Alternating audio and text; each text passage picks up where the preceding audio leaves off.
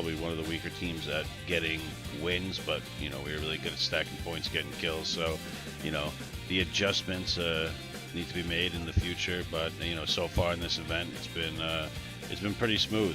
We did our research on the LATAM teams and how they like to play, and then obviously we're very familiar with the North American teams that we're currently playing against. So it's been pretty smooth sailing so far, and I don't see anything changing going into next week. All right, Logic, a little bit of a slow start for the boys, but you seem to have picked it up in the past couple of days. How you feel about the first weekend? Pretty good. Obviously we have Mime is out right now, and Zampa has stepped in after over a year of not competing, and the guy's been rocking it. I think that like a player like Zampa brings a lot of experience, and then even though we don't have Mime, even though we don't have our MVP player, I think that we started off slow, but with any kind of major change, this is a good thing, and I think that it's a learning experience for all of us. So it's a good thing that we were able to push strong into the end of the weekend. Finally, Trevor, all the way down there in the basement in 4th place with 100 points. You guys had a pretty decent weekend here. You got kind of finding yourself in striking distance of first. How do you feel about the first weekend? You never want to be in first after the first week, Poro. That's big truth. That's just like a rule. And, we're just getting our feet. We got a new player. He's top fragging the tournament. We're feeling good. We were born to play an SA. I think Rello said it on the broadcast yesterday. This team was created to play GLL dailies. I said it back in when we played DreamHack, and we played the SAs. I said, this is us. We're born to play in this. So we're ready to go. We're coming for that W next week. All right, so there you go. Big confidence coming out from everybody. I know everybody kind of touched on the fact that you saw have some either roster changes or you got subs filling in. Trevor, we'll start with you on this one. How's Kickstart kind of fitting in with the boys? I mean, Kick's awesome. I'm pretty sure he and Rello are born to be best friends. They sit in Discord till 3 a.m. every night giggling. He's super vocal, and he's the kind of guy that the game ends, and even if it's a bad game, he's like, well, I got 4, so he's always good for his, and it's working out good. I think we're only getting stronger with time. Logic, you did mention that you have Zampa in there. What's it like bringing in a guy that's obviously a huge history in North American PUBG, especially coming from Tempo Storm? What kind of experience does Zampa bring to the team? I think that through all the winning times and through all the really good placements from Temple Storm, I think that Zampa is a really seasoned teammate, and I think that I kind of have asked for a better individual to fill in Mime's shoes for this tournament, even though we're missing a lot of Mime's qualities throughout some of our plays and some of our moves throughout the map. I think that Zampa brings a huge experience line of playstyles from that kind of contrast, I guess, because you can look at Sonic's of Past and PCS 2 and 3 where we play very centered style. I think that he brings a lot of experience from the edge as well, and we kind of dabbled in a lot of this during PGI, so I think that his experience on top of that can only make us better. Gunnar, I know you and Zampa are pretty tight, so I'm sure it's fun for you to watch your friend come in and find a little success. That's my best friend. Yeah. Well, it is. That is my best. Well, so okay, we could also talk about you a little. Penta's been around now a little bit longer, not a whole lot. I mean, obviously coming in halfway through PGIS. How's Penta kind of finding himself settling now after that? What had to have been a really, really stressful start. Yeah, no, I mean, obviously it was definitely stressful for everybody, but I mean, Penta's handled it really well. He's a pretty level-headed guy, and we're a very easy team to work with and fit in with. We're pretty plug and play when it comes to just our play style, and our comms and everything is usually we have a very mellow, calm environment where everyone is an equal and everyone's important. So him coming in, I think, was a very easy transition because teams that he was on in the past, it might not have been as as mellow and chill as an environment as we have going, and that's a important part to our success, is just being able to even bring someone in, or even if it was a sub, and just kind of have them fill a role and just know their job, and he knows his job is fragging and getting information, and he's doing a good job of it. So it's been pretty easy so far. It does make things pretty easy when you don't have to worry about too terribly much there. And Penta, obviously one of the nicest freaking guys in the PUBG scene. I think we all know that one. All right, so we talked about where you sit after that first weekend. Let's talk about the final 3 days. Gunnar, what is y'all's plans to hold on to that first place spot that that Trevor seems to think is so difficult to hold on to? Yeah, well, I mean, obviously, I think if any team would rather be in first, but it's not the group stage curse, thankfully. With it, I think the Spicy Fish took over the group stage curse, so hopefully that stays with them and Wooly, who I was supposed to be doing this interview with, but he slept through. But aside from that, hey, look, I'm just being honest. I'll put it out there. This interview was supposed to be a friendly fire with Wooly. In his coach's debut interview, we are led to believe that he slept through it, and coaches are made to set an example. Unbelievable. I'm just saying, the three of us are here on time. Instant. I know. I appreciate Sean and I, you guys. instant response, Immediate response. But you On know what? call. It is what it is. Hopefully he learns from this, and he gets, He'll catch up. He grows, but a little off topic, but no, I mean, going into next weekend, we honestly we don't plan on changing much. We just keep the same play style and try and bring the momentum in from this week into next week, and really just to go out and have fun and have a good first day and try and get some PGC points. There you go, Logic. You boys obviously have some very recent experience with coming from behind to grab that big victory. How you guys setting up for this final 3 days? Chasing is always good because pressure breaks the pipes, right? True facts. But coming in from behind, I think that we had a little bit of a slow start to the week, and I think that just generally building on ourselves. I think that we were able to find a way to, with the changing voice in the team, that we have a way to consistently break into the games further. I think past a certain point, and I think that yesterday was a even though by points average might not have been the best, I think that our wins signified that we've definitely found the groove a bit, and that we can only get better from here. Trevor, has Oath found their groove to finish off this thing for the final 3 days? Have you got any changes, any big significant changes you guys are looking at making going into the grand finals? I think we're just going to keep playing our game. We had a little bit of a slow start. We've been picking up. I mean, Por, you tweeted it yourself. Name a more iconic duo than Oath in a non-PCS event. It's true. So we're coming for that W. I think, like I said, we got a new player coming in. We're kind of finding our footing. And there's a little bit of a role switch around within the team, but it's going well, and I'm just really optimistic for this weekend. All right, I'm going to ask a little bit of trash talk segment here. Not too terrible. I'm already.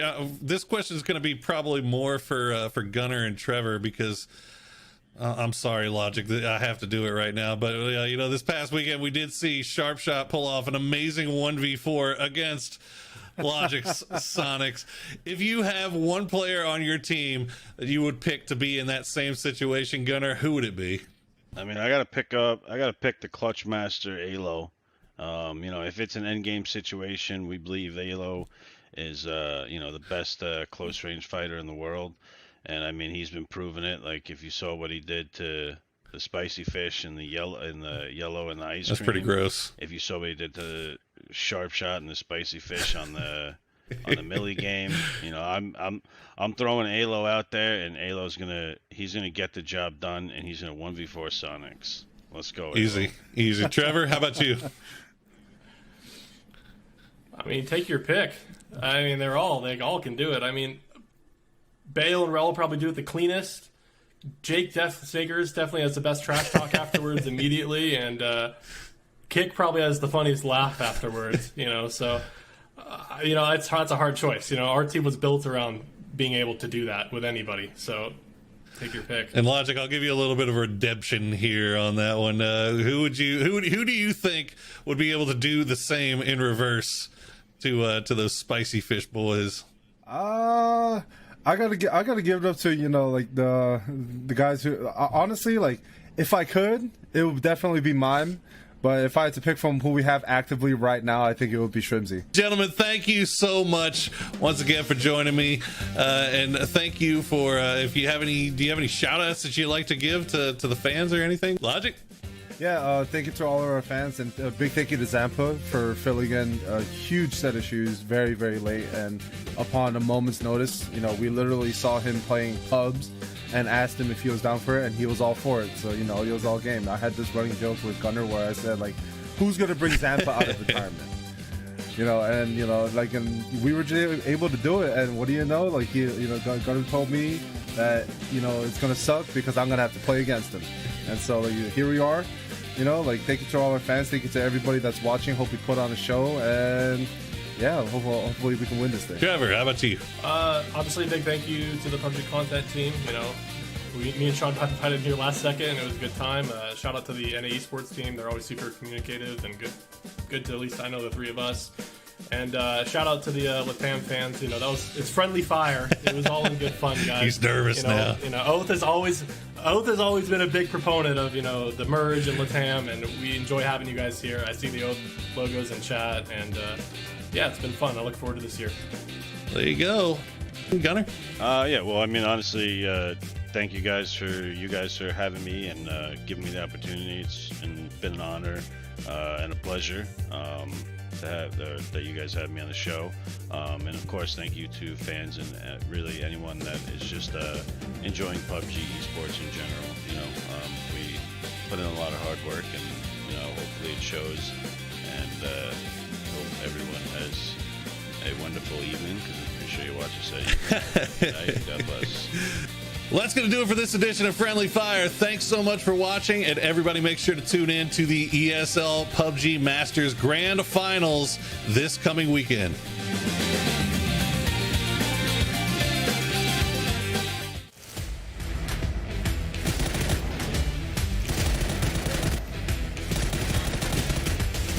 Oh my goodness, and here we go. We've started the crawling. And look at this, a three-man push from Zenith, but it's Fox! Getting a knock onto Nikos. Not a lot of time here. Actually finds a second knock here as Adam tries to drive up. Falls out. Wow. That's it. Guadalajara gas cans out in 16th.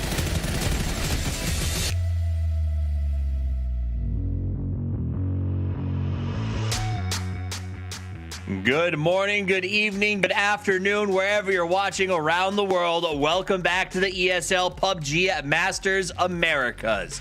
The second week is underway, the final week, the last chance to dance for so many teams trying to put their names on the board. My name's Toffees, but I won't be here alone. I'm joined by the best and brightest brains that PUBG has to offer, and they will be joining us on the desk here tonight. It is Matchroom and Hypoc. Gentlemen, welcome. Matchroom, how are you tonight? Dude, I am excited to get everything underway. Moving into the last couple of days for this event, I am excited to see what these teams can bring. Hypoc, I missed you, man. You weren't here last week. I was so alone. I mean, I wasn't alone. I had these guys, but like, I say they're listening, man. They're listening. I know. I feel a little insulted off of that. I'm sorry. Okay. I missed you, Hypoc. How have you been? I'm good, man. I miss you too. It's good to be back. Nice. Well, we're glad to have you back. And since you are, let's take a look at the important stuff, the format. Let's talk about how these teams got here. 64 teams dropped in each of our two regions. They battled it out through a grueling month-long event to finally give us 8 from each region to make a big 16. 6 days of play, 24 maps, 4 games per day. We're halfway through, Matt. It is exciting. But how do you win? You got to put points on the board. Talk to me about how you earn points in this bad boy. Well, if you walk away with a victory, you're going to net yourself 10 points, and it diminishes all the way down into 8th, which is going to give you 1. After that, 9th through 16th get absolutely nothing, unless they've managed to pick up a couple of kills along the way, with each one of them being worth 1 point apiece. Stacking those two together is going to be how you're going to see everybody climbing up this leaderboard, because there is a lot to be on the line for this, with a big prize pool at the end of it. And that's it. You need the points if you want the prize. 12.5K for first place. It goes down from there all the way to the consolation prize for 16th of 500. You may think, why do they give money to the losers? Because 128 teams started this thing. So being 16th is still a pretty big deal. But that's not all they're playing for, Hypoc. There's something else that is sort of quietly sitting in the wings. It's not honor. It's not bragging rights. What else are these guys trying to get their hands on? It's the long game. It's the first opportunity to post some PGC points early on in the year, and that's, I'll be honest, for a couple of these teams, is going to be the bigger agenda right here. Yeah. Especially, I think, if you're a frag forward team, Match'em. If you're a team that knows you need to try to get some points because maybe you're not so good at winning chickens, this is a big tournament for you. I mean, this is kind of the I guess the Hail Mary if you're one of those style of teams. You need to come up, show off in a big way, get a lot of points out of this one, and then give yourself at least some good footing moving into whenever we see everything move over into the most chickens or the chicken dinner system is how we look at it. But specifically, I've got my eye on teams that are also modifying now to try to prep for that as they make their way into it. We're seeing a couple of small, I guess, decision-making changes that are coming out for some of these teams. Absolutely. Any racer, any ball player, all of them will tell you your footing. That first step is the first key to winning a race, and that's what these PGC points are going to be. Let's take a look at the overall standings. Talk to me about what stands out to you, Hypoc, as we look at who's on top. I mean, STK leading the charge. No, I guess you could say no surprises there, but I guess bouncing back regionally. But the big surprise for me is 300 being up there. That would have been an outside bet. Again, in terms of expectations, I think they've over-delivered so far, which is fantastic to see. Spicy Fish as well, picking up the slack from week 1, putting themselves out to round out the top 5. Yeah, if 300 is a shock for the positive, the Guadalajara Trash Cans have been a shock for the negative. There's a lot of teams I expected to be stronger that are just not coming through, Match'em. Yeah, and I feel like we're starting to see some more life come out of Latin America. While we've been talking about a lot of the top of the leaderboard being North America, we did see some successes, specifically in the last round whenever we were looking at everything last weekend. But I do want to note Penta up at the top of the kills leaderboard after a phenomenal round where he managed to walk away with 10+ kills all by himself. He did. He had a great performance. Take a look at the damage leaders. It's Luke 12 Tiggleton. I got to be honest, Hypoc Down Under. Yeah, Down Under has been on top. Am I wrong? Crazy, right? Never seen that before. Kickstart coming in 3rd place, finding his feet on that Oath roster as well, and Shrimsy and One closing out the top 5. Yep. And I look forward to seeing sort of where we go. But before we get to where we're going, let's take a look back at where we've been. Match'em, highlights. Dude, it was so many clutch moments. It was the solos and duos managing to string together capabilities and clutching up at pivotal moments. I mean, Luke 12 managed to go from a position where he had no rights to get any type of positioning or a victory and manages to clutch it up. And we just kept seeing that time and time again last weekend. They do as well. You know, Spicy Fish, again, they struggled week 1, but coming back into this now, really, it's been good to see them kind of pop off, right? That's a roster with a lot of potential, some big names on there. It's good to see them put some decent numbers up now. I mean, yeah, this is that pivotal moment we were talking about with Penta, just racking up so many kills, but it's been a lot of the known commodities, and even whenever we look at 300, it's a lot of people that you're going to be familiar with. Whenever we look over there, sure, maybe a couple of newer names, but you got to pick up your Aussie, throw them in there, and then just unleash them as you go. That I mean, it kind of epitomizes the name that Steve had given them, which I won't repeat, obviously. But again, you know, gas cans have been a talking point. They've got to make moves this weekend. There's a lot of ground to make up if they want to contest for a decent placement. There's a lot of ground, but we heard the interview. They won one last week. We heard some cockiness coming out of their leader. I want to see it continue. They still have half a tournament. So while I gave them a tough name, I think they can bounce back. I believe in those guys because they've done it before. Let's compare two sections of the same region. Match'em. We put them together recently. I was excited at PGIS after watching the LATAM performances. I thought it would be closer. Yeah, I mean, whenever we look at this, I mean, kills, naturally, North America has the lead on it, but it's damage. That shows the overall work and really what's been going on in every single round moving into this point. And you can see it's very consistent right now coming out from North America, a very hefty lead in that. But whenever we look back over into chicken dinners, we're seeing some successes for LATAM, where they're finding ways to manage to make it into the late game and string together capabilities to get a round victory. So looking forward, that's quite good for them. But in the present time right now, the firepower all seems to be lining up on the side of North America. Hypoc, before we get into breaking down top teams, I want to hold for just a second. 6 of the LATAM teams had to change their drop spots. You played at this level. How impactful is that to you as a team? I think it's fair to say there's always going to be a transitional period with this cross-region equation, with team tendencies, drop spots, mixing up their comfort zones and whatnot. I have no doubt, once things settle a little bit, some of these LATAM teams will be able to stabilize and make a push to contest for the top 5 in the Americas region overall. Nice. All right, I gotta jump in on this. Look at the shots fired, the shots taken down there versus the damage numbers. And that lets you know where we're starting to see more successes in firefights or more prolonged firefights as well. All right, I mentioned it. We got to see it. We're going to break down the top 3 teams to keep your eye on today. Matchroom, I'm going to have you kick it off with the Legends, STK.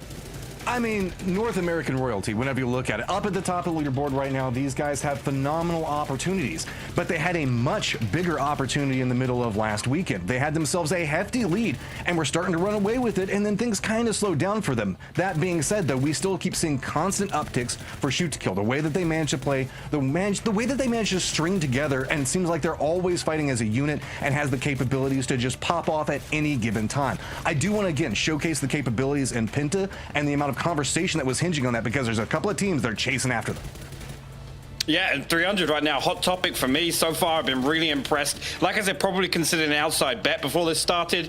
Most notably, great individual performance from the 2 Aussies. No surprise there in Americas, but this team, I feel, with a strong performance so far, are able to flex a little now, take a few more risks, cause some upsets, which plays perfectly to their strengths as a team. I think Vox in particular brings that kind of chaotic play style to this roster. And keep an eye out for these guys to continue causing problems, taking scrappy offbeat team fights, and salvaging games with kill points, clawing their way to the end game and against the top teams in their first showing under this banner. Well, lined up against them is going to be Sonics. I mean, the PGIS champions, these guys are coming in here with some gusto, but a little bit of roster changes moving in. Zampa of Tempo Storm Royalty is stepping in for mine while he is out at the time. And yes, it has taken him a little while to kind of gel back into positioning, and they are still contesting for the top spots right now. There's just a little bit of separation. While we did mention the fact that Shoot to Kill had a hefty lead, now there is only a 20-point separation coming out between Shoot to Kill and Sonics. So there is still more opportunities as we look into this for Sonics to unload and climb up to the top of the leaderboard. And if there is a team that we know has the potential to climb, it's the Sonics. You got to remember, they started strong, and then PGIS, there was that weird dip. It wasn't guacamole. It wasn't salsa. It was Sonics underperforming. But they came back, and they got the big win. So they're a team that can pull that off. All right, we changed things up a little bit this week, guys. We have modified the map layout. We're going to be starting sort of opposite of last time, okay? So we'll be jumping into Erangel first and then going to Miramar. Something to sort of keep your guys' eye on as we go through the rest of the day. That said, though, let's talk a little bit about specific teams maybe that have stood out to you guys. I don't want predictions, all right? At this point, I think we're watching that top 4, right? But I want to know, in this game, Hypoc, what is a team that you are keeping an eye on and why? I mean, I just said it there. I covered them. It's 300 for me. It's the team I've honestly got my eyes glued to. They're the ones that can potentially be the ones to, I guess, stick out in this top placement. I love an outsider. I love a new name. And to see 300 right now in the mix with the likes of Sonics, SDK, and Oath is fantastic. I want to see them close the gap on SDK and secure themselves right at the top leading into the last few games this weekend. Hey, I agree. If there's a team that can close a gap and block it off, it's 300. Let's see them do it. Plus, Nephroar has been on absolute fire. So if he keeps going, it's going to be crazy. Matt, what team are you watching? And tell me why. I've got to go with Oath. I mean, 1 point separated them out from not being in the top 3 that we were talking about just a second ago. It's only 4 points for them to catch up to 300 at the time. And whenever we look back specifically at the last 4 rounds moving into this, and we glance back over the notes here, we had a 5th, a 1st, a 9th, and a 3rd.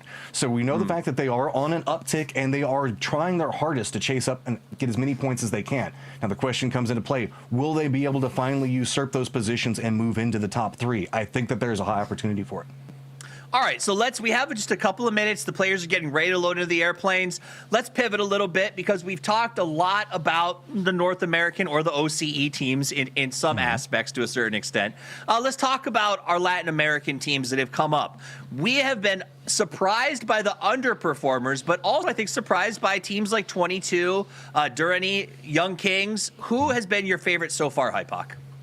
I mean, for me, it's got to be the leader of the charge, right? It's 22 Esports. I think they're probably one of the most exciting. There are a few, obviously, the post-PGIS, we've got to talk about some of the roster changes, a few mix-ups, and maybe names that missed out on even making it to this stage. But 22 for me, that's definitely the one I'm going to keep my eye on. Which has been your favorite Latin American team, Batram?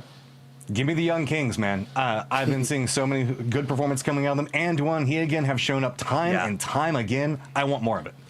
You got to respect it. The Young Kings, they know how to win chicken. I'm just saying that in the future becomes very, very strong and maybe the sign of royalty. We'll see if they can make it happen, but it's time for it to happen. The first game of the final weekend of play to crown a champion in the ESL PUBG Masters starts now with your casting team. It is Pour Me D. Hey everybody, we are here and we are ready to go, and I'm pretty sure he didn't even say my name. Did he? I don't think he did. No, he said a word. He said a name that's fine. We can work on it. We can workshop it in a little bit. Yeah. We can go back to it. We can We'll workshop. Yes, no, we're here. It's a work in progress right now. But like many things in this game that are a work in progress right now, and it seems like a lot of the LATAM squads are a work in progress. We'll see if they can actually capitalize off of some of that greatness that we saw in the final game of week number 1, in which case we saw 3 LATAM teams at the top of the leaderboard, double-digit points. They were looking fantastic. Maybe that's going to be the thing that turns them around, Cam. Yeah, it definitely was a very, very exciting final day on that narrative, and the Latin American teams definitely have been getting better over the course of the event. Unfortunately, they haven't been getting better at the rate that I was really expecting, and at this point, even though the 3 teams I mentioned, 22 Durrani and Young Kings, they're not in an awful position. They would have to have some amazing growth since Sunday over the course of this week if we are going to start to challenge the top spot. And I know Hazen from 22, he's already talked about how a lot of it is more the rotational meta that is catching Latin American teams off guard. The North American teams, he said, move a lot faster than they used to from their region. I just hope that they were actually given time over the week to sort of look at their own process, look at their own progress, because we know that these guys can fight. Oh, yeah. There was some good kill. There was some good team play amongst a bunch of these different Latin American teams. Durrani even had a casual 4v4 full white, all 4 of them remaining against Sonics in one of the Erangel games last week. Well, that is definitely a step in the right direction, but we are heading into game number 1 right now, and all questions will be off the table. Everything gets answered here very, very soon after we see a very basic, comfortable, familiar playing path. It's all about where that circle 1 is going to go, though. We did see a couple of military circles there last. Oh boy. No. I honestly, after a lot of chaotic games, especially on Erangel that you're referencing from last week, starting off with a nice playing path, getting a nice circle 1, I think it would be a really, really good warm-up. Then game 2 and maybe tomorrow and onwards, we can start to get the crazy stuff. We can get the Sarky field endings and all that. But I honestly wouldn't mind just a simple, straightforward center circle. Right now, the drops are looking pretty straightforward themselves. No one's contesting each other. It's a clean early game.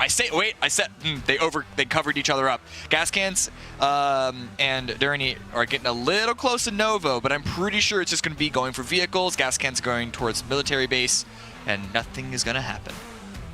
Does appear to be that way, Loquix. Well, there you go. Why not get another one? All right, Gas Cans, you had 2 opportunities last week to do well on military island games, and both times they kind of flamed out very, very early. Let's see what they decide to do this time around. So military island to start off the day, Cameron. Yeah, I said I didn't want this. I mean, it's going to be a great time for us viewers. It's going to be exciting. It's going to be, at least for the players, at least it's not a split circle. Yeah. Even a split circle 1. This one is 100% Sosnovka Island. No will actually is coming from me in that sense. It is 100%. You sure? Yeah, I'm positive. I dug deep. Okay. All right. Well, I mean, you do bring up a good point. I mean, the fact that it's 100% military, but also the fact that a lot of times we see these circles that do cut, even if they're looking like they might be 100% military, you do see a lot of that that beachfront property up there on the mainland that's still in. And, you know, teams that come from the far north, you know, looking at your STKs, Young Kings, and Rage, they'll tend to stay they'll come in late, they'll push really late, and they'll just kind of hang out on that northern side waiting to see where that circle 2 will go. This one's cutting a little bit more to the south, so there's not really a whole lot of that beachfront property in. So it's going to be interesting to see if they make that decision to maybe eat a little bit of blue damage waiting for that second circle to pop, or if they try to send it and try to find a spot on Military Island early, in which case we might see some pretty early game fighting. So I think one of the potential deciding factors in that sense is that going center of Sosnovka, getting around, I wouldn't necessarily suggest sending it into military base, but getting some of the areas around it, there are more playable positions that aren't putting you on the edge of the very beginning of the game. So I think this could potentially alleviate some of the pressure that's more on the coastal areas to allow more teams in. We are unfortunately likely going to see one team get massively damaged, if not wiped. That tends to be the case for military island circles, no matter where it is. But I do think the fact that this one's more southern, it means that there are more playable positions, as I said, that aren't like sort of damning yourself to the edge right off the bat. Yeah, and it's also a question if you're one of these far northern looting teams, can you get there in time to where you're comfortable doing something like that southern wrap, right? Where you try to wrap around and try to find some empty real estate on the south side of Military Island. It's a lot easier to do from the eastern edge, but that western side tends to get filled up pretty damn quick, and that turns into a gauntlet very, very early. So, you know, we'll see what these teams coming from the north side to do on that one. Spicy Fish already making that cross. Looks like 300 might be setting themselves up to do the same thing on that western bridge as well. No one here is gatekeeping Spicy Fish's cross. 300 as well that you mentioned. They're making their way across the bridge. No gatekeeping there. Either of these two teams, if not both of them, could take these respective crossroads on the southern side of the bridges and post up here early on. In fact, I really would expect 300. They're known as being the bridge campers of this lobby of the North American region in general. So if they take these hills on either side, that's an option. Dodge also making a very, very quick cross. We know how dangerous, hell, last week we saw directly how dangerous crossing in a boat can be, but they're crossing super early, so the threat is almost non-existent. Also worth pointing out, gas cans still looting up in that military base as we see Durney taking some long-range shots at Relo. Is just crept away from the peninsula there over by Milta. What's up? Didn't the opposite happen last week? Wasn't it Oath shooting at Durney on a boat? I believe it might have been. Just last week? It might have been. Well, Durney, for their part, they've got 2 up on the radio tower already, which is a pretty good start. They've left 2 over here in Novo to do a little bit of damage onto Oath, or at least for now. Zenith looks like they're about to make their cross. Got to also point out STK arriving in Primorsk. Oh, there you go. Wicked. 10 out of 10. Nice little little flip there for Shinboy. Nice recovery, too. Yeah, it's always a little dicey when you get those car flips in the buggy, isn't it? Yeah, especially because he's the furthest behind in his team. He's the last one on the train. Everyone else is already on the bridge. So that would have been a whole kerfuffle. So luckily, fortunately, skillfully, he's able to land that and make his way across as well. Spicy Fish also left the area that we suppose that they could have stopped in, but now it's going to be STK. They actually very quickly made their way down to Primorsk, grabbed a boat that was there. And now InCheck also arriving with our own boat. Could be taking some shots, but I think STK are far enough away that it's not that big of a threat, and also InCheck, they just want to get in a boat of their own. Yeah, I mean, you know, a few shots did come out from STK. They're actually the ones sending shots downrange here at InCheck as they put 4 deep in the boat. Now, I don't think some of the craziest circle luck I think I might have ever seen on a military island came last week with STK, where they came across super late, had the beachfront position over there on the northwestern side of Military Island, and they just kept getting circle after circle after circle, and didn't ever have to actually leave that beach. Not going to get that opportunity this time around, so they're going to have to do that long wrap to the south, and it looks like 300 is already set up to do a little bit of gatekeeping. We'll have to see how that pans out, as Oath also making that wrap on the other side of the island. Yeah, Dirty actually left Novo, so it gave Oath the opportunity to sort of scooch on in, albeit perhaps a wider angle than they would have liked. We had both Oath and SDK coming in from the southern side. Regarding 300's position, I believe they actually held this on one of the two military island games, the non-split one, so it seems to be a comfortable position for them to hold out. They did, just as we're speaking, leave the coast, but who didn't leave is, yeah, Dirty. Lookquick's finding a little quick, cheeky angle onto 22 who are pushing in across the bridge, as well as Zenith. Yeah, Dirty's been taking the opportunity to take shots at whatever they can spot out here, as they've now spotted out young Keenan.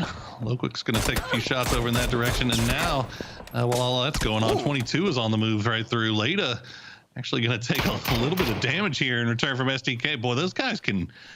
it doesn't matter if they're on flat ground, on vehicles, it doesn't matter. SDK, just their bullets seem to work like magnets, man.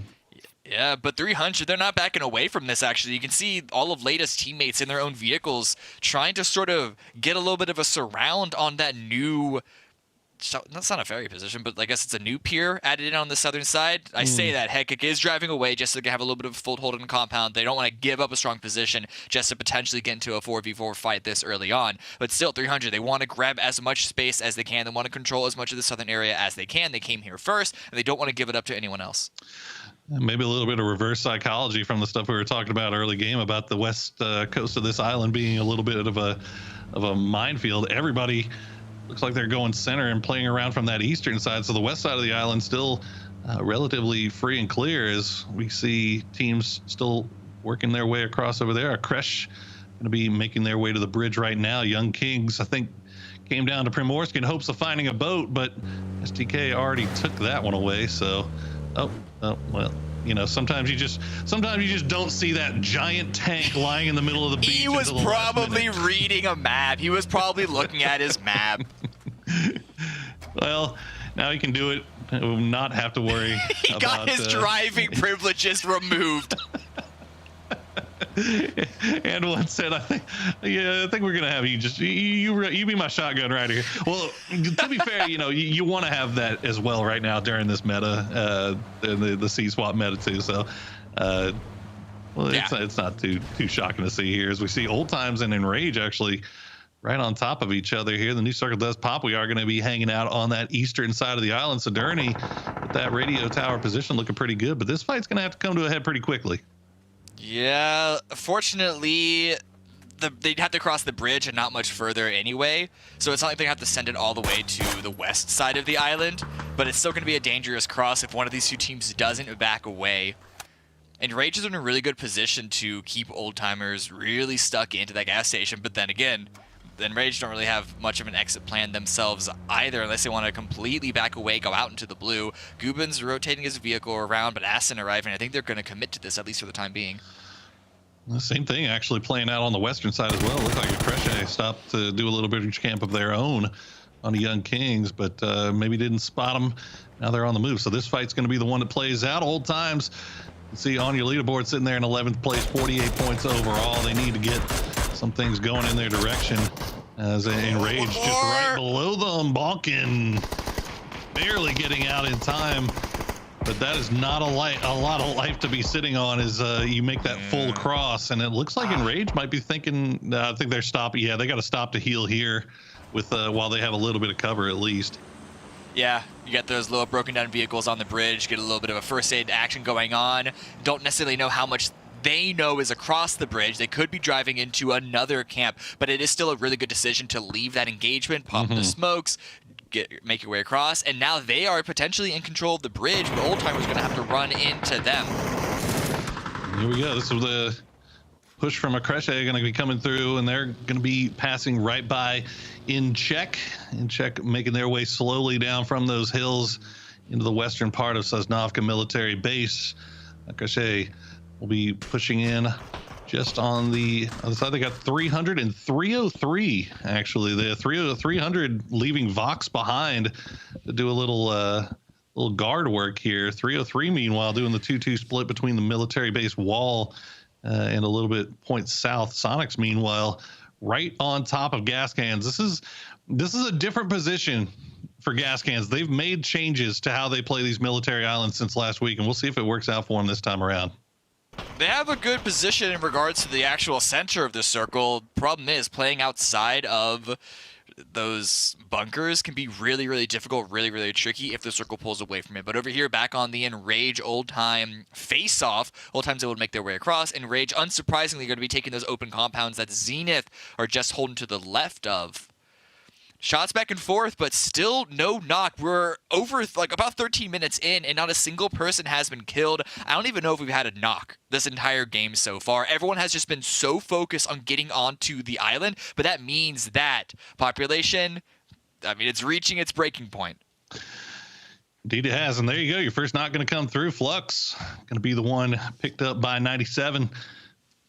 But it looks like he should be resable. That's going on in the far western side of that military base where Akashe and Incheck were trading shots back and forth, and now it's really just a lot of hard cover positions where people are just trying to trade knocks, and there you go, Nefaho are going to get taken out as well. So we've made it now to circle 3. Nobody dead yet, but it could be. This is going to be the circle where it starts to pop off, though, Cam. Circle 3 really always is. Yeah, especially for all those Western teams in the military base itself, they're going to have to go towards the eastern side, closer towards the hill, and all the different random battle stations involved in that area. And check, they're on the move as well. They're not in a position to truly really focus down 300 after getting that knock onto Neferhor. Well, that was 303 on Neverhor. They got a knock onto Crutch, but still, they have to move into, and it's going to be Dodge here, potentially staying on the edge. Not the best position for Dodge historically, but they're in a position to get a good number of kills where they currently are. As a team that I have my eyeballs firmly planted on, I think they underplayed in week 1. Despite the fact that they are still sitting around 10th place, 62 points, I expect Dodge to pop off a little bit more this week as we check in with STK. They're going to find 300 in rotation. The seat swap are going to come out here, and okay. The last few shots are going to be the ones that do it. Oath Snakers managed to sneak one of those kills away, but Headkick and Vox now the last 2 up for 300. Yeah, it's a very, very open area for STK to be playing, but that means that anyone driving through, easy shots, just gotta look past a couple of trees. And now Oath, also an angle onto the last remaining members of 300. So a really tricky position. We were talking about how we like their early game positioning, but the circle pulled away, pulled toward the east side, and 300, and they're scrambled to find something new. Took a lot of damage, but I don't think it's just gonna be them. 303 having to make the exact same move through this oak forest. And STK are lined up to take a couple of more victims.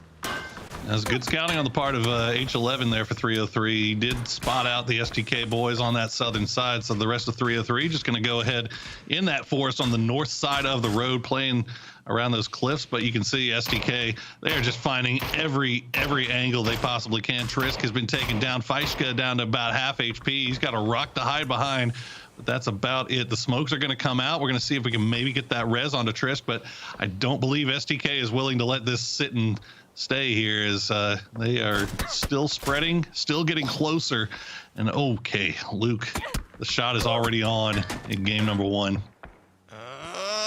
Attempted revives coming through, but a lot of utility is being spent. And in the meantime, look at Purdy's long wrapping rotation, swinging around to the side.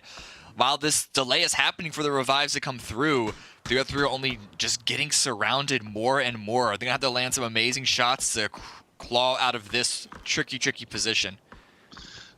Kurt's got to be careful here. This is a position that he does tend to favor, going for those big wide flanks to see if he can find a good angle. Unfortunately, recently he's been getting spotted out and taken out early, so we'll have to see if he can get that done. Yep, that'll clean it up. Yep, he's good. Kill. Clutches it down onto 303.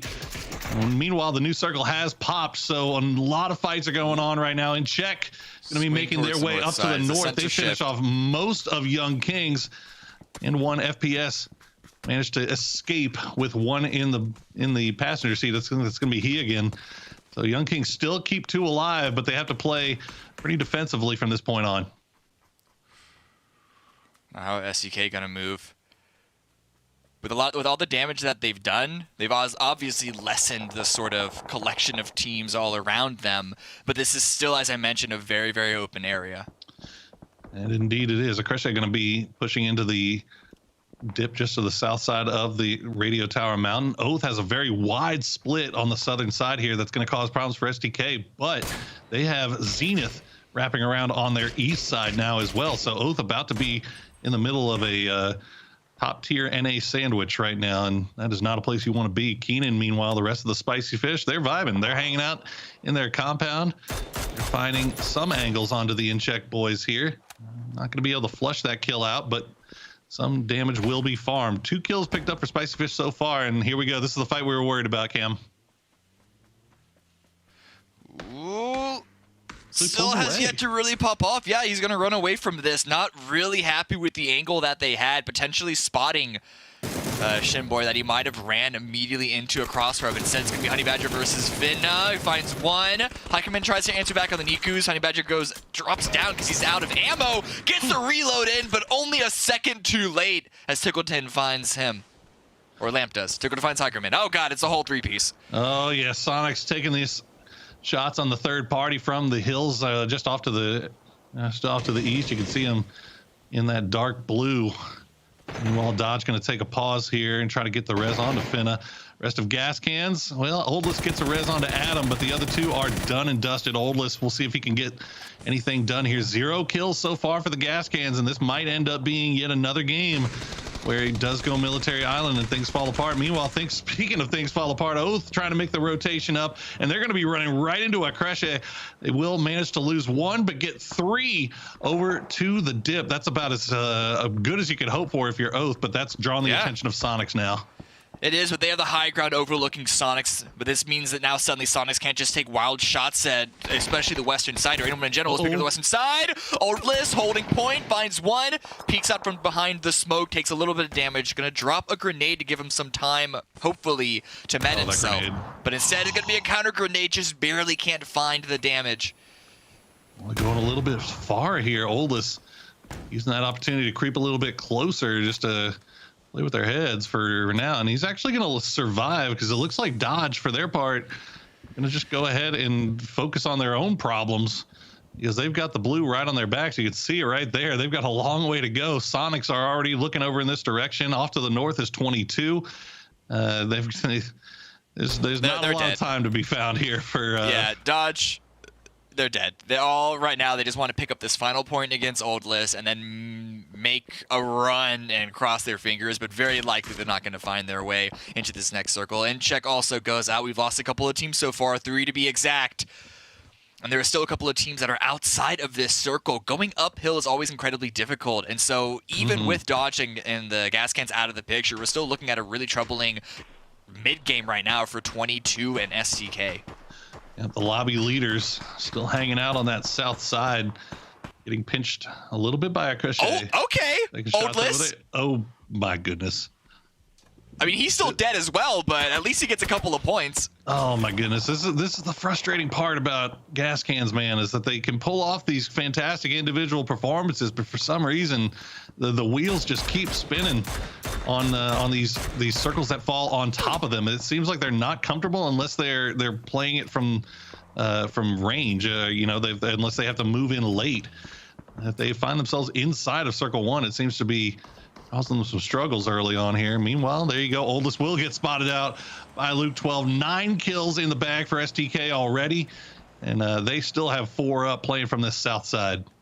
Yeah, but look at the path that they're being forced to take by the blue, running immediately into Sonics and Oath territory. Fortunately, those Sonics, they're pulling away from that to push on to 22. It's a necessary maneuver for them to try and clear up some space. Opening shots, going to be a trade 1-for-1, and the high ground favors 22 continuously. We'll take the last one up, and he's got the 1v1 against Biznaga. Biznaga, no HP left, and Tig will clutch it out, but will he have time to get these reses off before STK falls right on their backs? Luke's going to spot out 1. That's going to be another kill going over to him. 10 now in the bag for STK. And he knows that they're there. He just can't find the angle. So sharp shot can though. Oh, sharp shot. Got to give credit to Spicy Fish. we've seen it so many times where teams will get this compound and just hide inside that compound, trying to play for late game, trying to play for placement. Spicy Fish, they realize the situation. They know that they need points to climb up this leaderboard, and they are on the move. Yeah, they've been really good at scavenging a couple of points, a couple of kills here and there. I even saw a few stolen in the kill feed. But where is this next circle going to move? It's still going to favor them. So they're hard cover in that area, in that big, admittedly wide compound. They can still play out of it and continue to pick up the scraps of everyone else fighting into from the northeast as well as the south. Indeed, indeed. Durney get to hold on to their high ground position right now, but they have Old Times. They have Enrage right at the foot, the base of their mountain. And they've got to go somewhere. Creche on the south side as well could be an issue as Loquix. Oh, Loquix. Going to take a shot right to the dome from Execs. Good shooting coming out from that Old Times players. 4 up still for Old Times here, although they do find themselves in a very dicey situation. Durney's got to make some decisions here, I think, Cam. Yeah, leaving that high ground is a little bit tricky. At least they have Panda just sort of chilling and allowing them to come in, but SDK also getting closer and closer to Oath's position.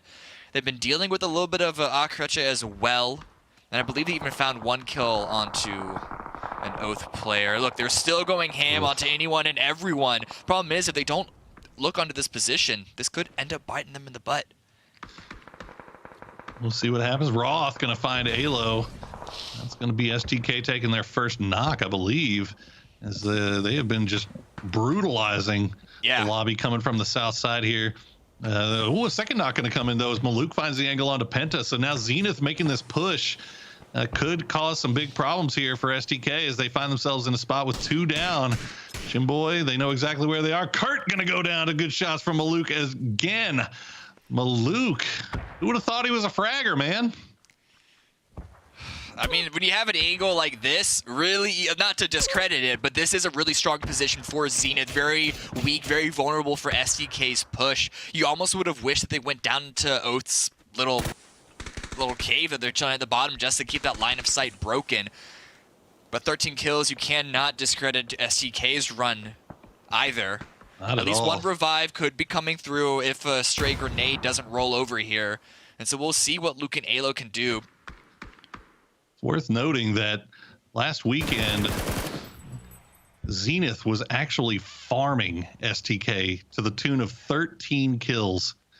Zenith killed STK 13 times, which then STK killed, I believe it was, 300 killed Zenith 13 times, and then Oath killed 313 times. So it was a really weird circle of life going on. Wow, and they don't even drop near each other either, so that really is a weird triangle of action going on. Speaking of action, it has slowed down a little bit here. As wounded as SDK are, they haven't been able to be as loud and boisterous, but that hasn't stopped here. Gubin, still alive, still kicking, pushing up the high ground, finds one of Loquix, but the rest of Durney are answering back, peeking over the high ground, not letting him get under what little cover he could find. Luckily, Psycho is still up for Enrage, but as a solo player, what more can he do? Yonkash, good grenades. Gonna find Emmett. It's just Capitan and Panda up if they can't get the revive. And Zenith as well, also a little bit of a fight, because Old Timers have also, all 4 members, able to get into the late game. And this is something we're used to seeing from Old Times. I mean, they can get to the late game. Their problem has been getting kills. That's the issue. And Vegas ain't going to steal that one away from Old Times as well. So it's going to be another one that doesn't go in their bag. As Yunkosh and Letty now the last 2 up, and they are getting collapsed upon by Zenith, who they feel comfortable, they feel confident right now, but they realize that they need some points, and this is what they have in front of them to clean up. They'll find Yunkosh. It's going to be down to just 1 more. I think that's Letty. Letty did manage to get the knock on a Shimboy, so he's not going down without a fight just yet. Vegas, a little bit distracted by the boys on top in Durney, but he's got to go for this res, maybe slow things down here a little bit, but Luke, he's not waiting. Okay.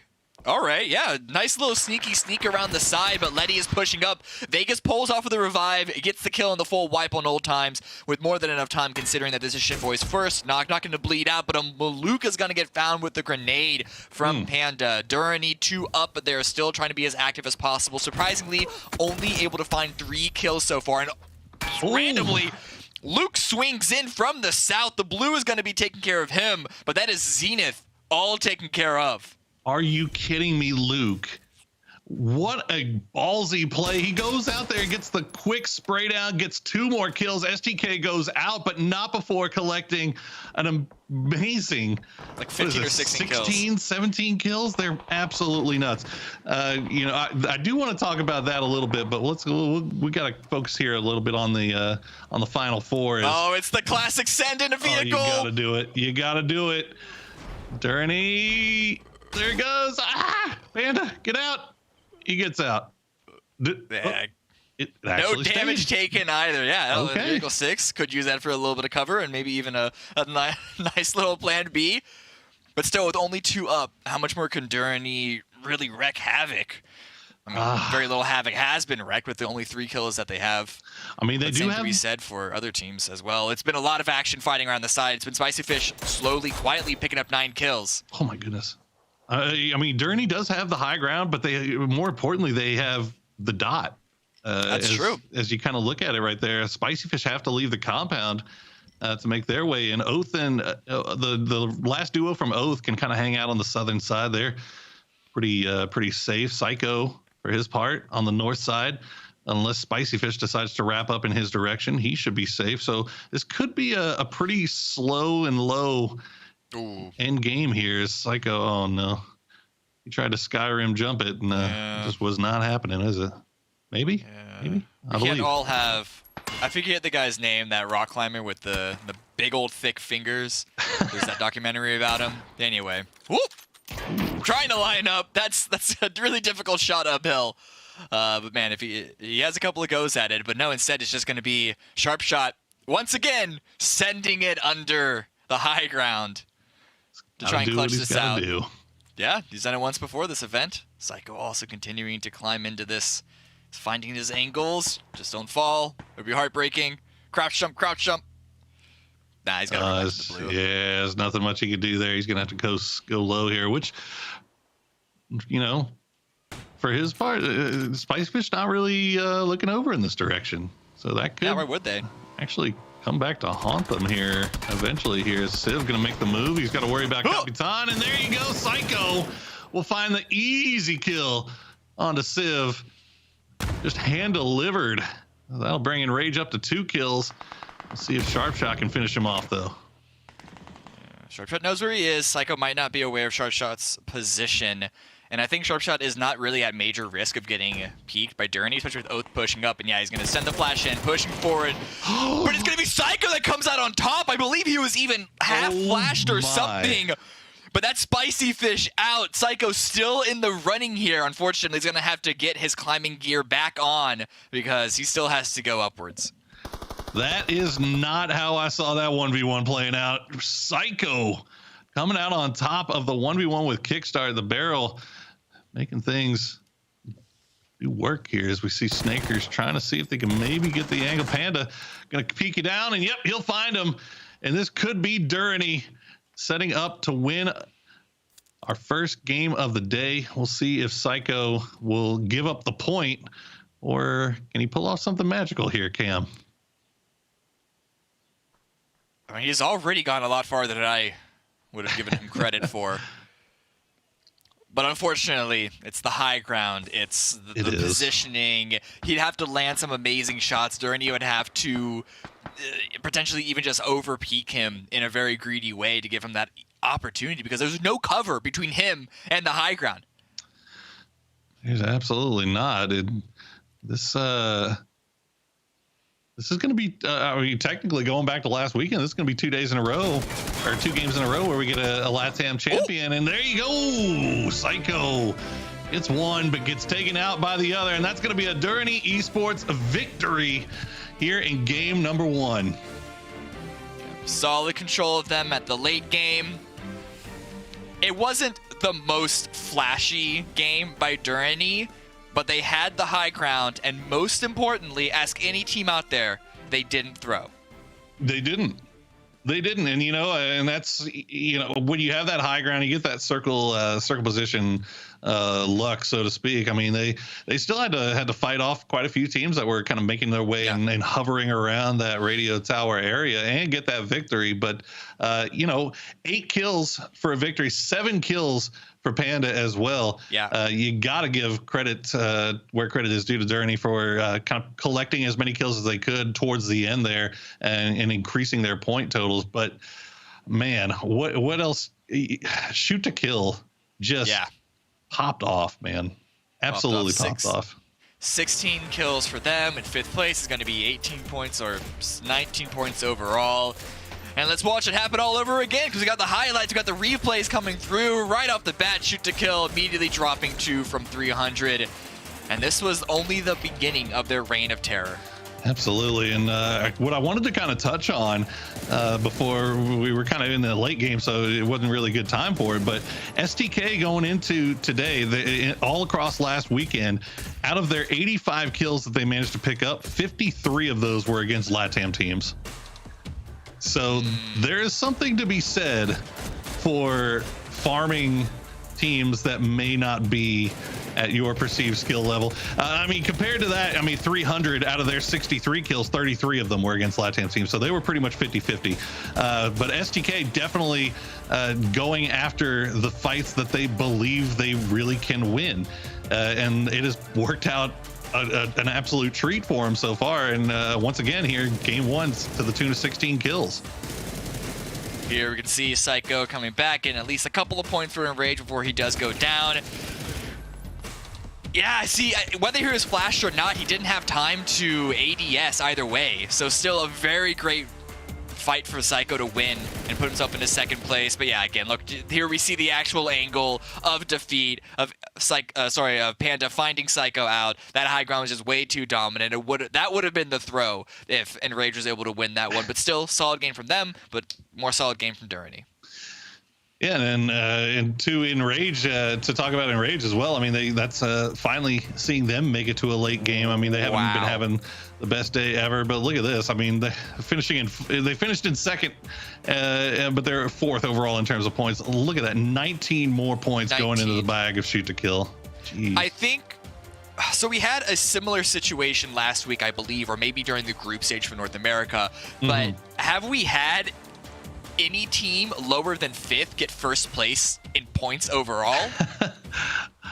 I don't know.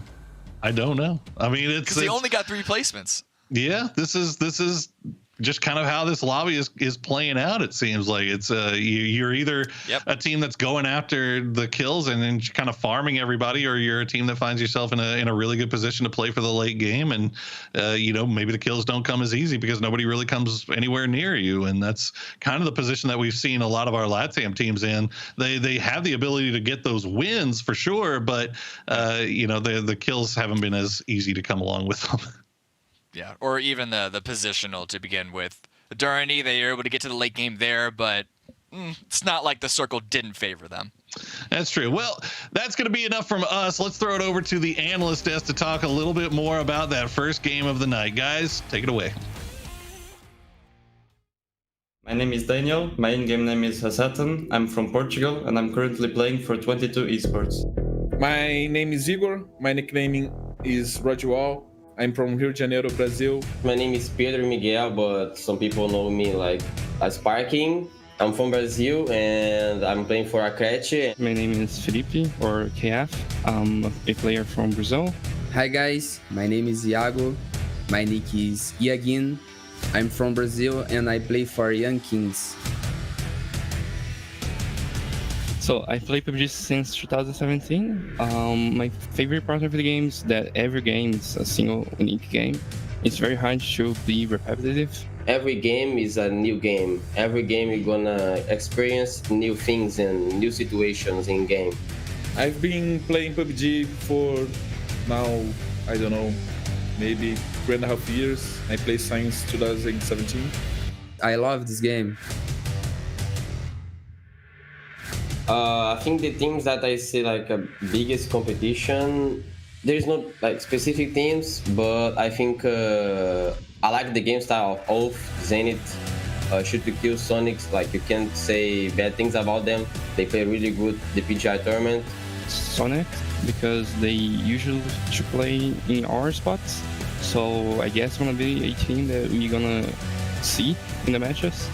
We think that every team will be a good competition, but Sonics is a really strong team and they came really strong after PGIS. We have a lot of Brazilian teams that are coming really strong.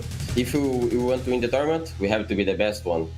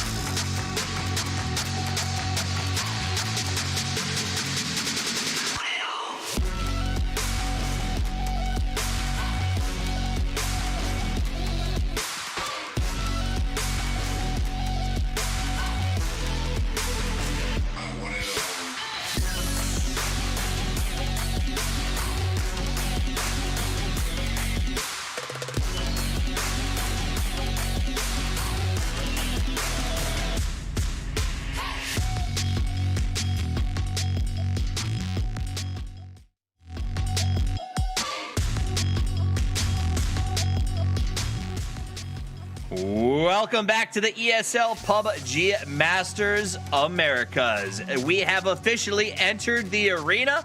My name is Toffees. I am joined by Matchroom and Hypoc on the desk as we talk about a victory by the Bulls. Durrani Esports comes out on top. 8 kills, not too shabby. So we'll do this. We're going to start, Matt, talking about Durrani, and then we'll get to the other team, the elephant in the room, that we're going to have to talk about with what they pulled off. But Durrani first. Give them their due.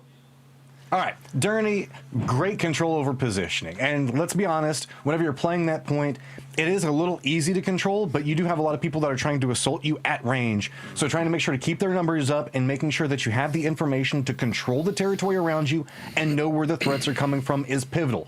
They played that perfectly every single step of the way, managing to net at the end. Although Psycho did make it a little bit spicy there at the end. I was rooting for him. You know me and underdogs, man. Sneaky Psycho, I love it.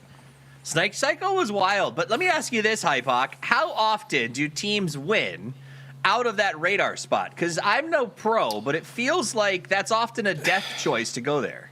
It is. I mean, you have a huge target on your back, right? It's kind of the gifted spot in circles like that. But, you know, take nothing away from them. We talk about, you know, center circle, curse, and not being able to post kills and whatnot. They're able to maintain a lot of mid-game pressure and ultimately rack up a few kills along the way that, you know, they can come down, they can reap the rewards of that early positioning from the observatory. It's a textbook King of the Hill scenario, to be honest with you. They did the work in the mid-game and ultimately, in my eyes, earned it.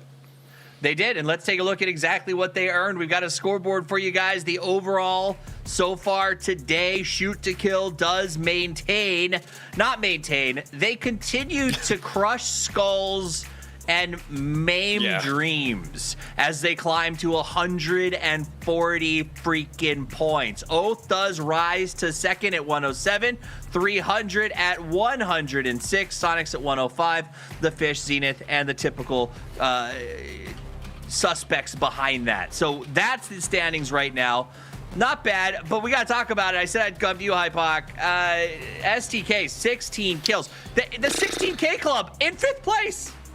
I mean, it's kind of just the bread and butter SDK, right? And actually, talked about this all year last year, you know, military circles where they find a spot in the circle, they start asserting dominance really in leading into the mid-game, clearing a few players on various teams lining the edge, which made the transition much easier come Circle 5. I mean, 12 kills coming into Circle 5, like before it even closed. But unfortunately, you know, the pressure too much between Zenith and Oath, and they finally started taking casualties. I mean, they had to slow things down a little. Absolutely. That's the STK way, Matt, it seems. When they can't get the circle, they smash everything in front of them on the way there. Let's take a look at the kill and damage leaders from that match. I mean, hell yeah, that's the way Shoot to Kill wants to play that. You know it's going to be dangerous to try to make it in there. You know trying to climb the tower is going to be a problem. Instead, be the problem for everybody else. Luke 12 walking away with 7 kills. Pandey as well getting 7 kills of his own. But then again, it's going to be another Shoot to Kill player in Alo. Sure, Sharpshot managed to get in some work. But also do note the fact that we have Maluk on this list. But look at the gap. It's 7-7, 5-5, 3. That just lets you know how much murder there was happening on different parts of that map, that even just getting 3 kills managed to get you in the top 5. Massive plays. Good for Durrani. I think they obviously we like to see mid-packers put in good games. Unfortunately, Hypaka, when the first place team, literally, they went out in 5th and they got 1st, essentially, in terms of score. Yeah. It's always nice to see somebody break the 1K club as well on damage. It's you've usually had a pretty good game if you've managed that, but yeah, it's I mean the damage tells the story, right? It's the ones that ultimately were sent to circle, and another team that were just fighting to put out as much pressure as possible to I guess salvage in terms of posting what points they could. I mean, this is when STK scares me the most, Matchroom. STK is a team that is very cerebral. If you've ever talked to their coach, it's like he's writing essays with his sort of philosophizing. I don't know if that's a word or not, but it's the way he talks things through. They approach them cerebrally. But when they get this far ahead, Matt, and they don't have to worry about the little mistakes that often haunt them, I feel like they just become some sort of unstoppable monster. Well, I mean, even then, it already feels like they're at that stage. That's the way that they're getting through this. Like, remember the fact that last weekend we saw Alo push into Spicy Fish by himself and just kill them all. I mean, this is what we want to see out of Shoot to Kill. They're very frag heavy whenever they have the capabilities to, but it's like you were talking about. If you guys are watching the video moving into this, Gunner, make sure that there's strategy upon strategy lined up for these guys, and these guys know how to exploit the other teams around them and how to make the proper moves to get into those high kill positions. At PGIS, they look like Bumblebee. Now they're Optimus Prime. Another team that's coming out big time, Spicy Fish Hypoc, 9 kills. They had a terrible first 2 a day, and then from there, it's been all bets off. Yeah, I mean, that previous game, the early positioning paid dividends for them. Ultimately, you know, in that scenario, getting themselves as far as they did was great. But as soon as they started kind of, I guess, taking casualties from all that pressure coming down off the high ground, things sort of fell apart for them. But, you know, stabilizing the mid-game and still putting up points, making the most of that early positioning. Again, if that's one of your bad games, you take them every day of the week. Well, bad games, good games, doesn't matter. You got to deal with it. And it is time for these players to deal with game number 2 tonight. Let's head to our casting team of Dipora Camaronasaurus. That is a new one. And I got to say, he's probably been workshopping that all of game 1, and it's definitely an improvement upon what we were the first time around, Cameron. Yeah, just a little bit. I'm really excited to see where we get at game 4. Well, for game number 2, we are getting set to go over to Erangel once again, where last we just saw Durrani get that victory after dropping in Novo, hanging out on the radio tower. But we also saw huge performances from some teams that were making the long trek down there in STK, in Rage, who else was kind of late coming down there that found themselves in the end game there? I feel like it was a few of them. Unfortunately, when one team takes out an entire quarter of the lobby that STK did, there's not much room for anyone else to make that much of a statement. It was good to see Old Time be in, shall we say, late mid game. They didn't make it like as deep as some of the teams that you mentioned. They didn't make it to the top 4, I don't think. But considering that they were basically fighting within Rage on and off, going across the bridge, and then there's the issue with both those teams dealing around the satellite mountain that Durrani was on. Still a really good run from them. Got a couple of points, got a couple of kills. But game 2, I'm not. In fact, you know what? I was about to say something regarding where the zone might or might not go, but I'm hands off now. There you go. Well, I guess I'm guessing it's not going to go military. I think that's what we were thinking. Yes. With this plane path, that's basically guaranteed. Well, watch the algorithm break on us. Yeah, you know that. And then to be fair, that's probably going to be good news for Gas Cans fans, because man, that has not been the spot for them in military. But 0 for 3. Oh no. Instead, they get this. They get the hot drop for vehicles with Young Kings. Honey Badger gonna find the U.S. first, and that could be it for K9 or KF9 rather. as he is going to duck, dodge, bob, weave. I don't think it's going to matter because Nikos and Adam are going to come over here, and we'll probably just go ahead and finish him off. Yep, the shots come through. Adam will do it with the UMP, and there is your SMG kill marked off the bingo board. Yep, there it is. Gas cans get a point. We can all celebrate. Woohoo! We can be amazed now. But yeah, very good drop by the gas can, stealing that away. Young Kings also losing only one. When I saw a few of these guys shooting at everyone else from the Young Kings running away, I was really, really worried. But despite losing one, this is still not as bad of a game as it could have been for the Young Kings. However, Indeed. Circle posts up. It's a split circle in its own right, River cutting right in between. While that is not nearly as devastating as the water between Sosnovka and Main Erangel cutting in the middle of the circle, it's still something that teams need to be aware of. Yes, absolutely. It's still that 50-50 question. Is this going to go north or south? And it's looking pretty likely for either direction right now. So it's really just a question of what IGLs decide that they want to do. Do you like playing from north to south or south to north better if the circle cuts away from you? Yeah. Right now, you can see Enrage kind of hanging out in North George 300. Akreshe, the only teams north of the river.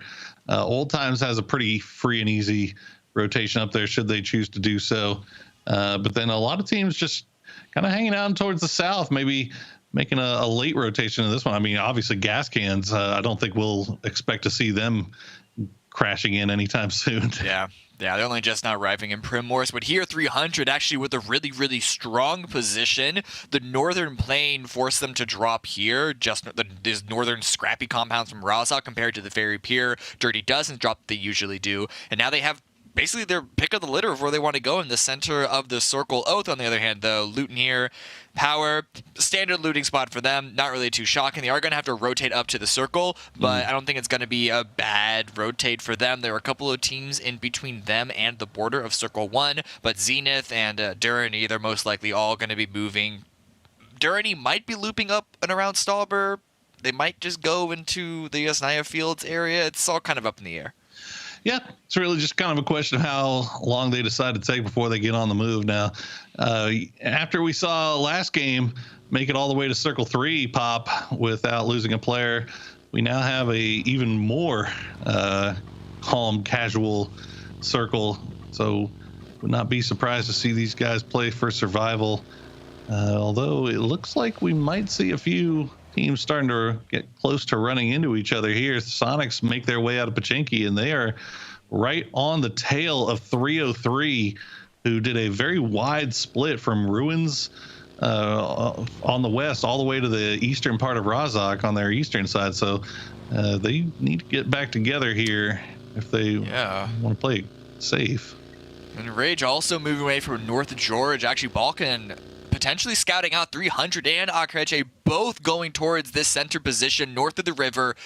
Leda is here on the compound himself, but Sparking might have his eyes set on either of these two solid compounds. A lot of these teams, unsurprisingly, trying to find these positions right on the coast of the river. And that's not just because, I guess, riverfront property? I was about to say beachfront, but that's not the case. So this whole analogy has gone bottoms up. Look, hey, riverfront property is just as good as beachfront. I mean, it's still scenic. It is indeed. You know, if you want to be around water, that's water. It's just river water. You know, river water versus beach water. It's sort of the same, right?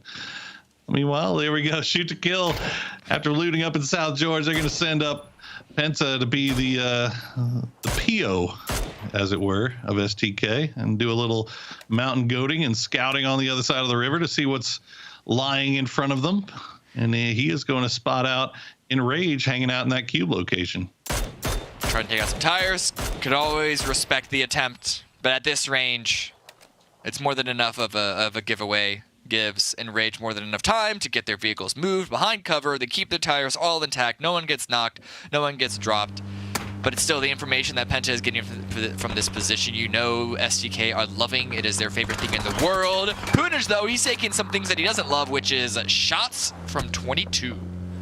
He's going to have to dodge around that one. He is getting some support in that volcano location for Vegas and Shinboy. And that's one thing you got to give credit to Zenith for doing here. They are very, very good at providing support for their teammates, just in case things do kind of start happening, in case they start getting shot at. They won't let you get free shots at them. You're going to be taking return fire. Yeah. Maluk making sure that his team is a well-greased machine, all working together in tandem. Still got some teams to rotate into the circle. Dodge have arrived, in check coming in from the western side. Young Knights, Gas Cans, and Spicy Fish Oath, and even Durrani still have to make their way in. Durrani with their northern loop should find an easy path going across the Yasnaya River. I'm sorry, the Yasnaya Lake, before they make their way towards the river area.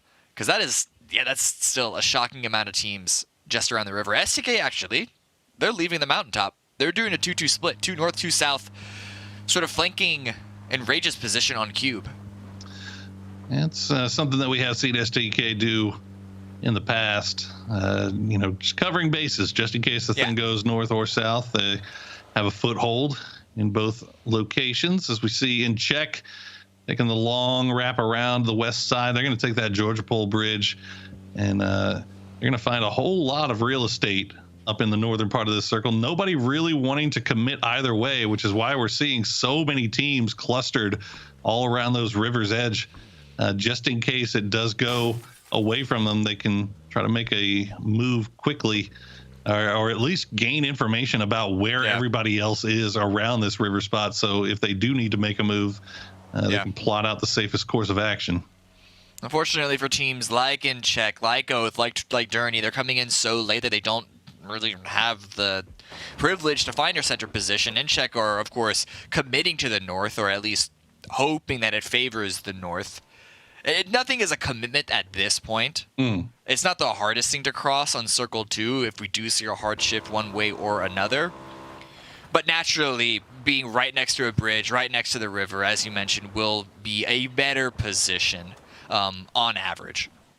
Yeah, I would argue that it would be worth it for a team like InCheck maybe to kind of keep hanging out on that western side and keep that Georgia Pole Bridge in view. But look at this Spicy Fish coming in very late. Oath had only just stopped here moments before to do a little bit of scouting ahead of them.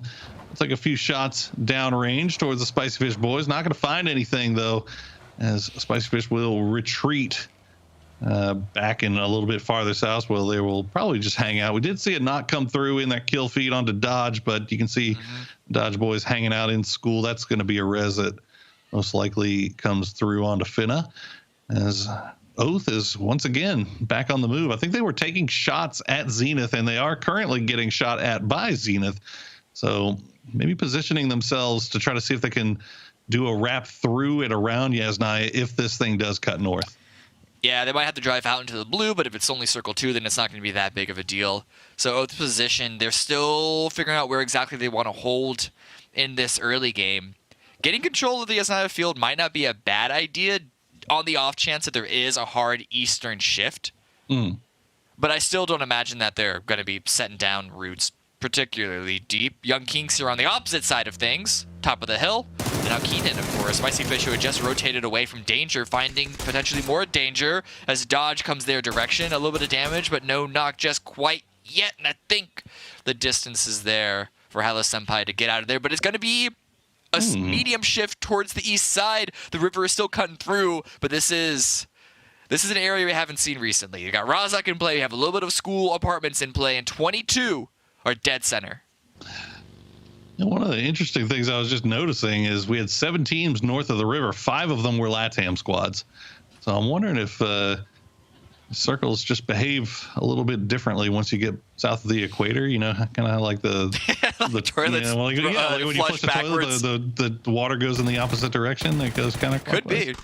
Which apparently that's a myth. I didn't know that. Is it? I thought that was a real thing, but I thought it was a real thing too. I've heard it's a myth. I don't know. Maybe it could be like old toilets, new toilets. We got the whole Bluetooth thing going on that could mess things up. It's the 5G. That's what's doing it. Embrace tradition. Reject modernity.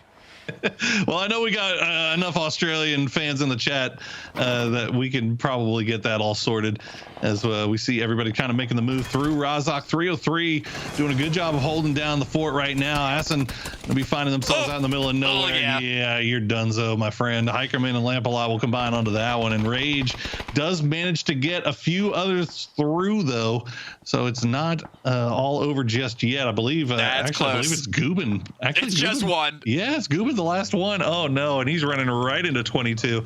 Meanwhile, STK doing the long wrap around the north side. They're going to be passing by in check. And they, I mean, this is classic STK, isn't it? I mean, they like to hang around on that edge and kind of see what they can find and maybe scout out. Meanwhile, let's see, H-Win has his scouting goggles on as well. Ooh, 303. They don't need to scout to know that Young Kings have arrived. Shots coming out from Junior, finds one, but is going to pull away. Doesn't want to overcommit to this engagement. Grenade isn't going to find Hagen, unfortunately. A little bit of damage. But I will say, Young Kings don't have a solid position to get the revive. That is, unless Adam comes in from a completely different squad. Junior goes down. And seeing that the kill feed is going to open up Young Kings opportunities. But are they aware of Faiska's rotation, his push into this angle, into this building? Yeah, this is just a busted fight for both of these squads, really. I mean, 303, it's a 2v2 on the south side, a 2v2 on the north side of the road here in Rajag. He again will get rezzed. H11, though, still going to be down, and he's actually going to get flushed out and stolen away by Poblex after that initial knock from gas cans, which came from Package of all places. Those long shots there from the gas cans boys. We'll see if Faiska can survive a little bit longer here. Meanwhile, you can see on the north side, Coffee is in a little bit of trouble as well. And just off to the east of Razak, you've got Dodge and 300 that are also waiting for anything to pop its little head so they can take shots at it. STK looks like they've decided that this thing is cutting south and they don't want to waste time. They're going to get over here early. It is about a 65-35 split, 60-40 split south compared to north. So I don't mind this rotation, and we know how they are perfectly comfortable playing the edge. Just look at the last game as an example. Faiska does find and one. Good grenade. I don't know if that's going to bounce to find the finish. But Hagen, I don't know if he's in a position to really defend his teammates. So this could be a 1-for-1 trade overall between these two squads. The circle does shift a little bit towards the north, which means that Durrani and, well, all those northern teams that avoided the Razak send that so many players have went in are now reaping the rewards. But nice angle, nice shots from Faiska to deal even more damage to Young Kings. This is an absolutely brutal shift. I mean, you looking at it, you have to think it's going to cut north for the next circle because, I mean, that's where the most land is. Already teams just hopping in vehicles if they can and if they can get on the move. Unfortunately, all these teams that are hanging around Razak don't really have that option just yet. But look at this. We're finding fights already taking place. 300 going to run into 22. They've lost two already. It's down to Neff and Vox. They're trying to get the drive-by going on. Vox will clutch one out, though. Can he get the last fight? No. He will get traded out by Raji, and Raji will clutch it out for 22. They will be able to get that res up. You have to imagine they do lose Biznaga, but they keep 3 up, and 300 is down. Quickly reviving Vinny because there's going to be a lot more action coming their way. We have a couple of fights here on the western side, not far away from 22's position between Incheck and Old Times. I like Old Time's current position, though. They'll hold 2 on the ridge, 2 in the building. It's going to make it difficult for Incheck to really push through, but Maluk also in a odd set of his own. See, we were thought that this circle, not being military, was going to be a straightforward game, but this river is, well, it's being a monster for a couple of teams to maneuver through. Ozadin going to find that nice shot on a Maluk as well. He is on fire for this 22 squad. He had by far the most kills and damage for them in week 1. Now, and Civil going to lose the 1v1 against Gubin. He maybe crept out a little bit too far away on that rock, but the solo player in Gubin going to bite him right in the butt, and that's going to be him going down. We'll see if Spicy Fish wants to devote any more manpower to finishing him off as we check back on the north side where Durrani has managed to cop a 2-2 split between the gas station and the hillside just off to the south. And now Sonics have managed to make their way up to the west side. So most of our teams, it looks like, we did get a lot of damage done. We do lose 300, but most of the teams that have decided to make their way up to the north side have managed to do so. Yeah, a lot of them have to drive through the blue. Gubin hasn't had that privilege. He's been a solo player this entire time, still making a name for himself, still trying to hold down his little neck of the woods. Of course, it's on the edge, but Tiggleton finds Letty. Oof, through the window. Zampa's rotating away, so they want to find a little more area, a little more space. I don't see Sonics really sending it in onto this compound unless they get maybe one or two more knocks. Wait, when finding Let Go, that's a second. The problem, though, is that Incheck is down there to the south as well, and I don't know if they've even taken the shots over towards Sonics just yet, if they have a line on it or anything. But I can't imagine the Sonics actually want this compound. I think they just want the kills as they're trying to get every throwable they've got, and they're sending it in. Zampa going to take some damage here as the rest of Sonics just continue to work on this ridge line. Letty takes a whole bunch of damage right to the face from Shrimsy as they try to maybe think about going for the res onto Yunkosh, but the utility just keeps coming through the doors. Yeah. They can't take the risk to spend that time going for that res on the Yunkosh. Yeah, the problem with this compound that old times are in is that there's no closet to really hide in. It's all big, wide, and open. And H-Twin's gonna reap the rewards once again. Grenade finds 2. Of course, we do have gas cans coming in from the northern side, and the phase 4 shift swinging towards the north means that everyone could have eyes on this position. Means that Sonics need to get into cover real fast, pushing into the compound, but taking a lot of damage while they do so. Oh, Shrimsy gonna go down to his own teammates Molotov. They had to make that push, though. As soon as gas cans revealed themselves on that northern side, taking the shots down there, the choice was no longer available for him. Sonics had to make that push. Meanwhile, you can see fights going on all over the place as everybody is starting to make their way to the north side where the circle did end up going. We knew it was likely to cut up north. Does end up doing so. H-Win has gone down. He's going to get a little bit more damage done by some good grenades coming out from Old Times as he finally gets finished off as Old Times really just kind of being a thorn in the side for Sonics there.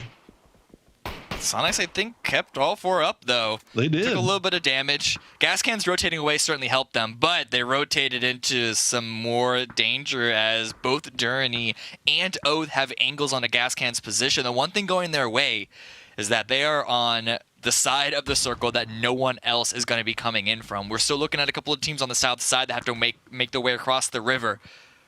But that means that Oath and Durrani can just continue to open fire because they're not at any more risk than gas cans are. Indeed, they are not. But gas cans, for their part, they've got a good vehicle for it going. They've managed to keep everybody up. Gubin now is finally going to be able to make a move here for Enrage. But that blue is hurting at this point of the game. Yeah. He's got some smokes that he can still run through, but he is all on foot. And there's actually another solo on the other side, and that's going to be Coffee, who actually spots out Hikerman.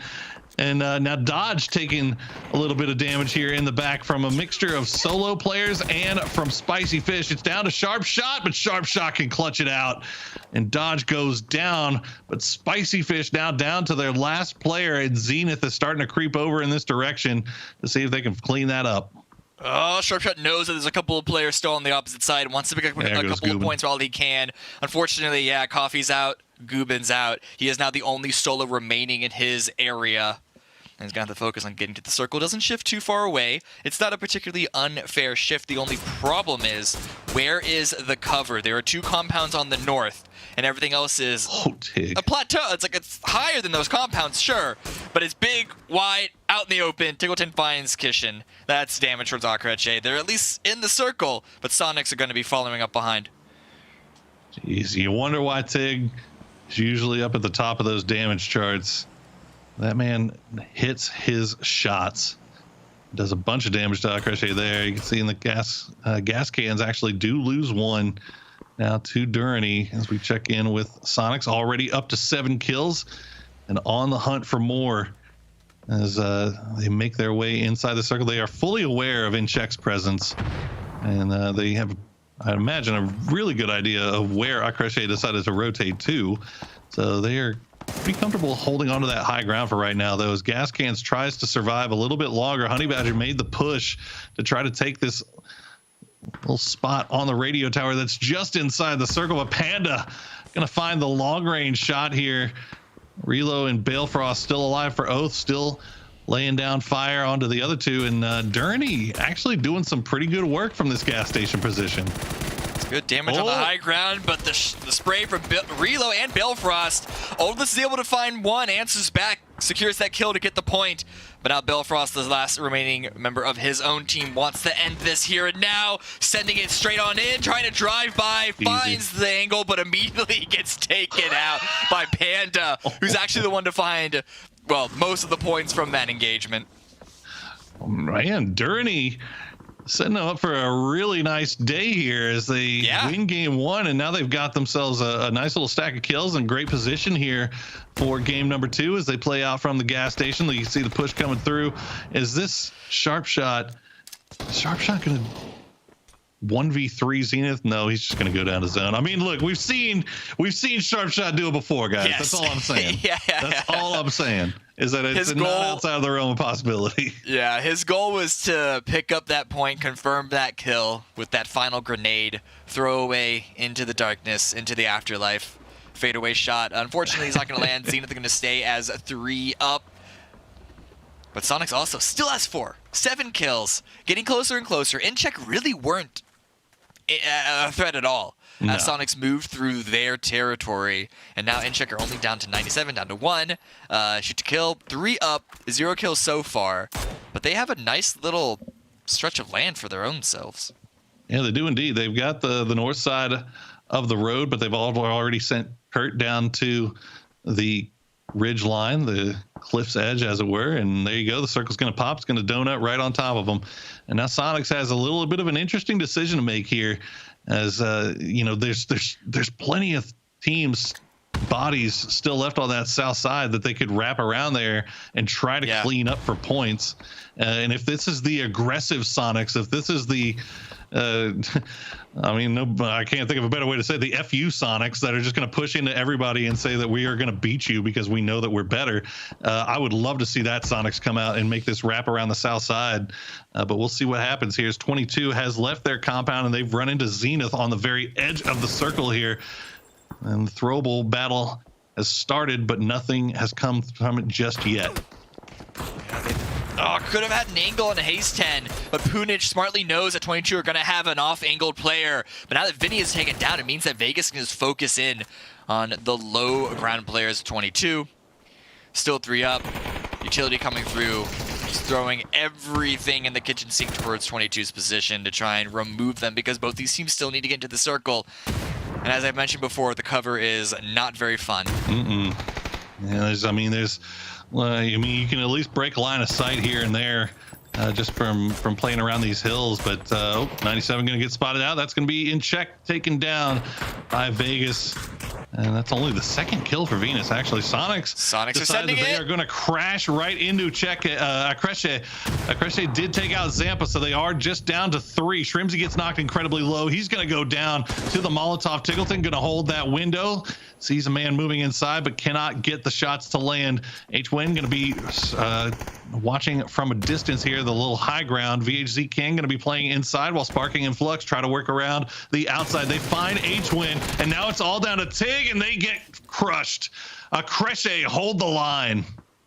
Good hold by them. It was a rough position for Sonics to try and force through, but that's always a scary stampede coming your way. And now Akreshe, they recognize that, hey, we can look at the high ground, we can look over almost the rest of the circle, but then, of course, Punich immediately domes Sparking, so that's going to be him going down after Capitan gets finished off.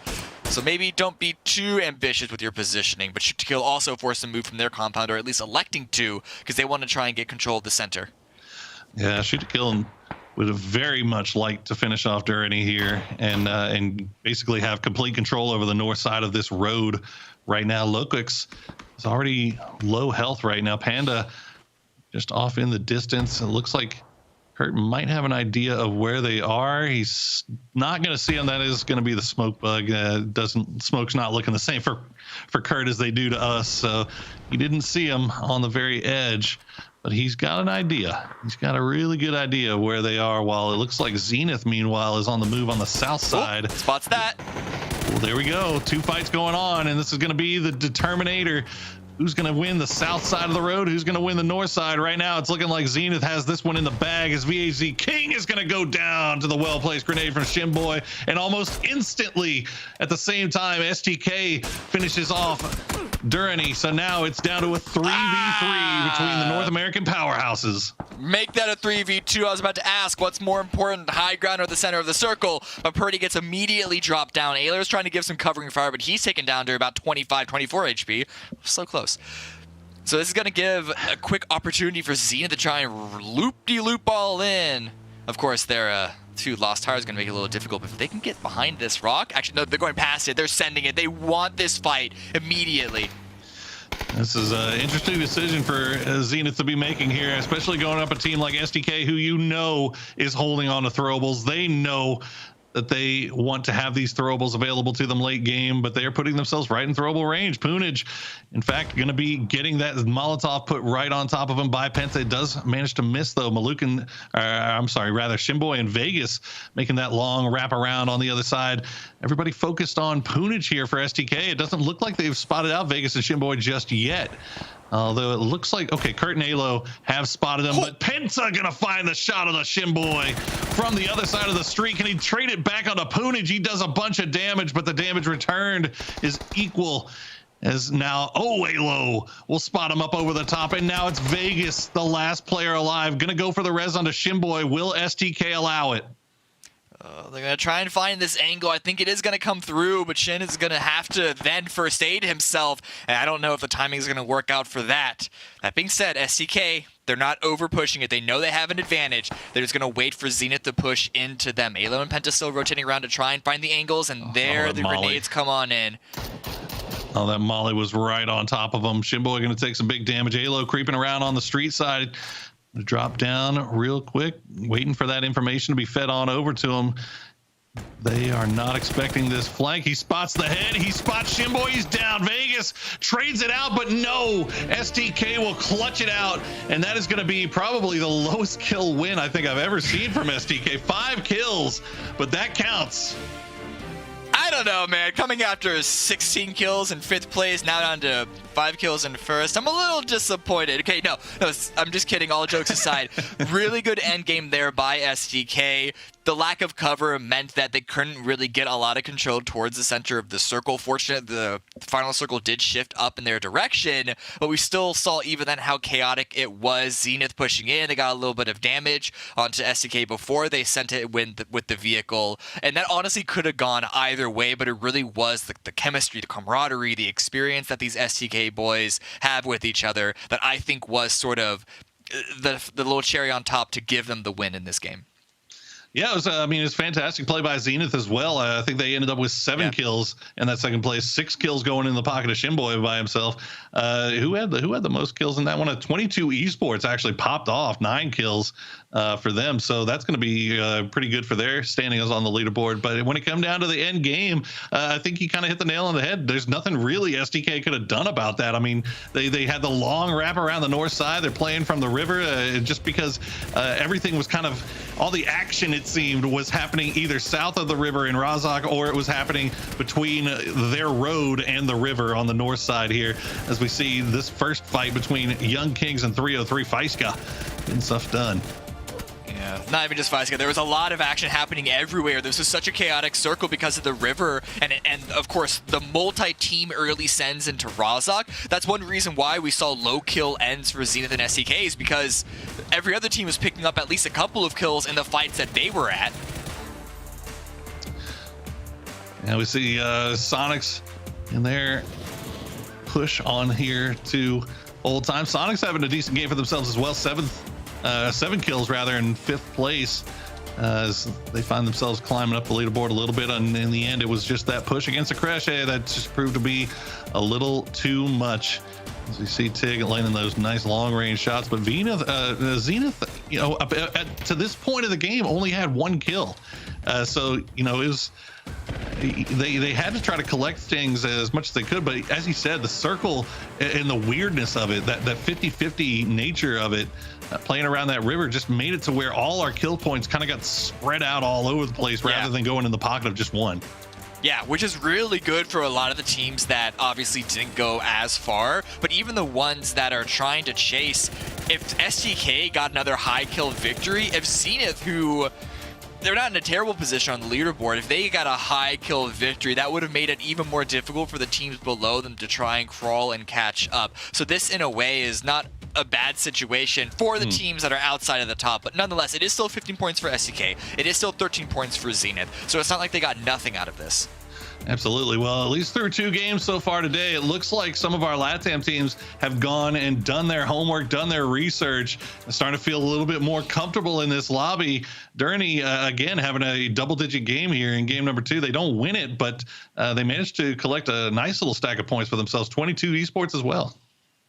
Yeah, so this might be later than I expected, but this could be the slow climb of Latin America trying to even things out in the sub-regional rivalry. Unfortunately, I think a lot of the North American teams at the top were already too far ahead, and then in SCK's case specifically, they just keep on winning. Even if they don't win the match, they still win in overall points. This is a juggernaut that is looking like it's about to just keep on rolling. Yeah, you know, at this point, it may be a little bit too little too late. It still remains to be seen. We aren't 100% sure about it just yet, but we have 2 more games today to figure that out. But we are going to take a quick break. So want to let you guys know that PUBG is also streaming on TikTok. So check out at PUBG and at PUBG.esports.official for all the newest content and esports action. Let's check out a video now. Let's go throw it to break. And when we come back, we'll have the analyst desk break out these 2 first games. God, this guy again. Just a little faster. Oh, shit. Why didn't I get a gun before a car? Hello, sir. We've been trying to reach you about your car's extended warranty.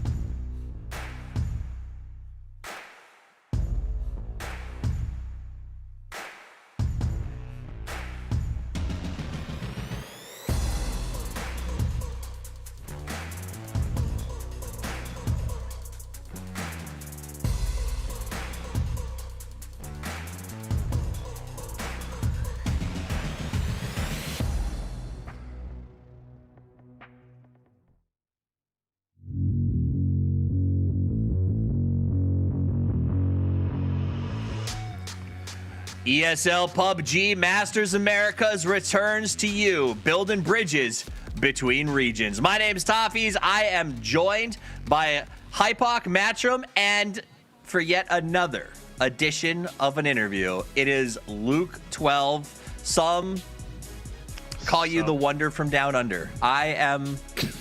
Feel like I should agree. Do you feel yourself like you are the best player in all of OCE? Yeah, definitely. I feel like I'm the best player in the world, but that's just the mindset you got to have to maintain a high level. Modest, and, you know, too. it's just No, I like the way that. you go, you know? Pride wins championships, all right? No one riding the pine has the pride. Okay, let me ask you a real question. If you win again, will you do an apple juice shoey for us in the next interview? No. Yeah. I'm good, thank you. I'm shocked, honestly. I am a little shocked. Fair enough. All right, I'm Matt, not give too him hyped about something these of wins. substance. All right. So naturally, you're usually contesting for like the top fragger at every single event, at least whenever we're looking at the Americas region. It's been a lot of back and forth between you and Tiggleton, but there's a couple of new faces starting to show up, most notably Nerferor, Shrimzy, and Penta. Who do you have your eye on as being the contender at the top against you? I mean, they're all really good players. Nef's a good lad from OS back in the day, so it's good to see him up there. And Penta's obviously an insane fragger, so he's always going to be up there. And then same with Shrimzy. Yeah, so I mean, I was just talking about it earlier, but it's good to see you guys already showing kind of the bread and butter on the milli circle, and it's something that was a big talking point last year in terms of that play style of when to switch between salvage, go for kills, and then obviously in the second game we had a much slower kind of crowd control. But I guess what's your biggest takeaway from PGIS to bring back to the Americas region for this year to kind of maybe improve on last year overall? Yeah, I think PGIS was like a really good experience to try and improve all our strats and like how we work as a team. And we've learned how to salvage when we need to and how to win games as well. We know what we need to do. And I think our melee games have improved, especially since there was 3 in a row here, and we somehow managed to get more than 10 points in all of them, which is just unheard of for us. So, but yeah, I think PGIS really helped it's get us a lot of experience that puts us over ahead other teams. So I was going to ask a fluffy question to sort of sign out after that. However, you mumbled something at the end of our first talk, and you said, we're not happy with these wins under your breath. Tell me why aren't you happy with these wins? What's going on? Well, I'm happy with the wins. I'm just not too hyped about it, you know? I'm waiting for my hype to come for the winner chicken dinner, you know? Just got to be hyped for that. Oh. Yeah. Okay. All right. So you're building hype. You guys have already the PGC points are ours. Fair enough. All right. Well, I will give you a chance. Any shout outs, any thank yous, any maybe crap talk you want to toss down? I'm into it. Let's go. Just again, shout out to all the fans and everyone supporting us, and yeah, that's about it. Just love all of you. Interesting. I'll be honest, we got more out of you on the first interview. I think the problem is you just keep winning. So I look forward to seeing you again where we just stare at each other. It is going to be a blast. Thanks for stopping by, Luke. We'll see you soon. Thanks for having me. For real, though, that's the thing about Luke. It doesn't matter if he's playing on LAN. It doesn't matter if he's playing on 150 ping. I imagine it doesn't matter if he's playing on a toilet. He's going to dominate and completely destroy everything and everyone around him. This guy's a monster, absolutely, and so is the region. Now, you brought up some names that go along with that, the rising stars that I would say you named 2 of them, Matt. You said Shrimzy and Penta. One, Shrimzy, I'd say, is past rising at this point, right? He is a shining star. Penta hasn't had a lot of love. In fact, I heard from him after PGIS, and it was tough to deal with the amount of sort of backlash that came out of that substitution. Let's talk a little bit about Penta and sort of his rise to what honestly looks like greatness. Well, I mean, I think we kind of hit on it right after his standout match that was happening last weekend. Whenever he managed to walk away, I don't remember exactly. I just remember it was like over 10 kills. It was something crazy like 12 by himself. That is a massive performance in any form of competition whenever you look at battle royales. To take down that many people by yourself in a squad-based system is near on unheard of. And he managed to do it after getting a ton of backlash about the roster swaps that happened at PGIS and everything else like that. And again, this is a guy that has been part of everything in North American PUBG for so long now. He's part of the NPL. He's been part of so much. He just hasn't had a chance to shine, and we're finally seeing it, and it is beautiful to watch. The shine is definitely coming out, but I got to ask you this, Hypoc. You've been playing in this region as long as Penta has. I know you've seen him around. Has he always been this? Has he always been this diamond in the rough that people haven't seen, or do you think the polish has really been applied and sort of he's come into his own recently? I mean, I was talking. I think it was actually Poro at the time. But we were talking about this on PGIS when obviously the roster change was kind of announced or rumored just before. And I mean, you talk about the rise to success. This for me is the return, right? Anybody who dates back a while in NA will remember Awesome Penta. Literally the most insane player I'd say we had at that point in time, at least in North America. And it's been unfortunate because I think he's been on a couple of underperforming rosters that haven't been given the time to develop and kind of stabilize. So it's good to see him kind of slot in and be a plug and play for SDK. I mean, he's tied up right now with they're both at 28 kills, which again, any other player you put into that equation, that's absolutely nuts. It's absolutely phenomenal. Also, thank you for reminding us of the awesome times back when PUBG Online was sort of our thing. That's way back. Here we are. It's way back. But let's go a little closer to the recent past, and that is the standings after that last match. Shoot to Kill, still dominantly in front. You know what? Let's just ask this. Hypoc, can anyone catch him? No, I mean, there are full Guadalajara gas cans ahead of Sonics right now. Stinks. Ow. But yeah, it's kind of crazy actually considering because there's not been a lot of other movement amongst the top four, right? Sonics 0300 and Zenith haven't made massive moves today. Yes, it's only 2 games so far, still all to play for, but that really makes it very, very difficult for anyone to catch, especially if they maintain this momentum. We'll take a look at the head-to-head. Shoot to Kill is obviously going to be on it. We're going to go up against Zenith in 5th. The thing about Zenith in 5th, Matt, is that they are part of a very tight group in terms of 2nd through almost, 7th or 8th place? They're very close. Yeah, I mean, we're finally getting a little bit of distance with Sonics coming through, but Oath 300 and Zenith are all just neck and neck against each other right now. Just like a squad wipe or a couple of placement points are going to be absolutely huge for any one of these teams to move up the leaderboard. Whenever we're looking back over towards kill leaders, you can see, again, it's Zenith leaning into it, but do note, we are also seeing 22 and Panda come in as well for Latin America, which is big because we are starting to see them appear at these round-ending kill leaderboards more and more, and I think that that's a great sign. I was talking about it earlier. You know, there's going to be a transitional period. If some of these LATAM teams can close out this weekend and really make a push, which we're already seeing in the first 2 games today, I'm already liking what I see ahead of the map switch as well. So it's definitely still to play for. There are a couple of these LATAM teams that can certainly make up ground on, like I said, 4 out of the 5 top 5 teams not really making moves so far. We got plenty of games left to play, as you can see, 2 in there. It's going to be pretty interesting, but here's my question. A while back ago, when North America was, I don't want to say struggling, but getting kind of made fun of by a lot of the PUBG world, we often talked about our talent is spread too thin. We need to get some of the better players together on the better teams. Do you feel like that might be happening in Latin America as we look at these leaderboards where we see these like constant 5-kill games and stuff from a standout player on each team versus a team killing it, Hypoc? I think it's fair to say that both regions probably suffer from it being fairly top heavy, right? So that kind of middle of the pack region, there's a few rosters that you could, chop and change, and you know, Frankenstein a really solid roster out of it. But again, with this cross region now with the Americas through 2021, I think we've got to give it a couple of more months, maybe before some people see some opportunities to do so. Matt, do Frankenstein rosters work? Oh, well, if we're looking at what's happening in North America, yes. Like a spicy and I do fish. think the fact that we're actually starting to see that happen in Latin America as well. I think that Young Kings is the start of that, where they're trying to get together a lot of the top talent. Hopefully it starts, and it all starts with one person yelling, "It's alive." Are the teams on the bottom going to come alive? Game number 3 about to start. Let's head to the scintillating Sonic stylings of Mike and Cam. Well, hello again. That was probably the easiest, nicest intro that we've gotten so far, Cam. And we're 2 games in.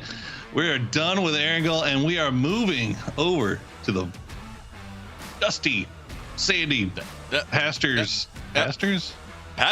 There are fields? Maybe plains. Somewhere. Plains of Miramar. We can just say desert. We got to work on our vocabulary. We got to pick up the thesaurus. That's what it's called. Yeah. Somewhere in there. I was trying to roast your language usage, but now I'm doing terrible as well. But no, Toffees, with that sense, set us up for success. Let's see how successful these teams can be as we go over towards Miramar. There are a couple of teams that have a little bit of a mixed bag, and I think Latin America, particularly at least in the beginning of this event, were significantly more successful on Erangel. So the big worry is right now, yes, North America has still been putting up the most points overall, or at least, well, SDK really holding that banner for themselves so far today. But is that only going to continue as we go onto this map? Yeah, there's definitely been some teams that have for sure been struggling in a big way on Erangel. Some actual surprises too. Spicy Fish only 25 points on Erangel, while 56 of their points going into today were on Miramar. Gas Cans only had 9 points on Erangel going into today. Everything else was on Miramar. On the other side, though, Oath, a team that usually kind of does well on Miramar, has kind of been struggling so far.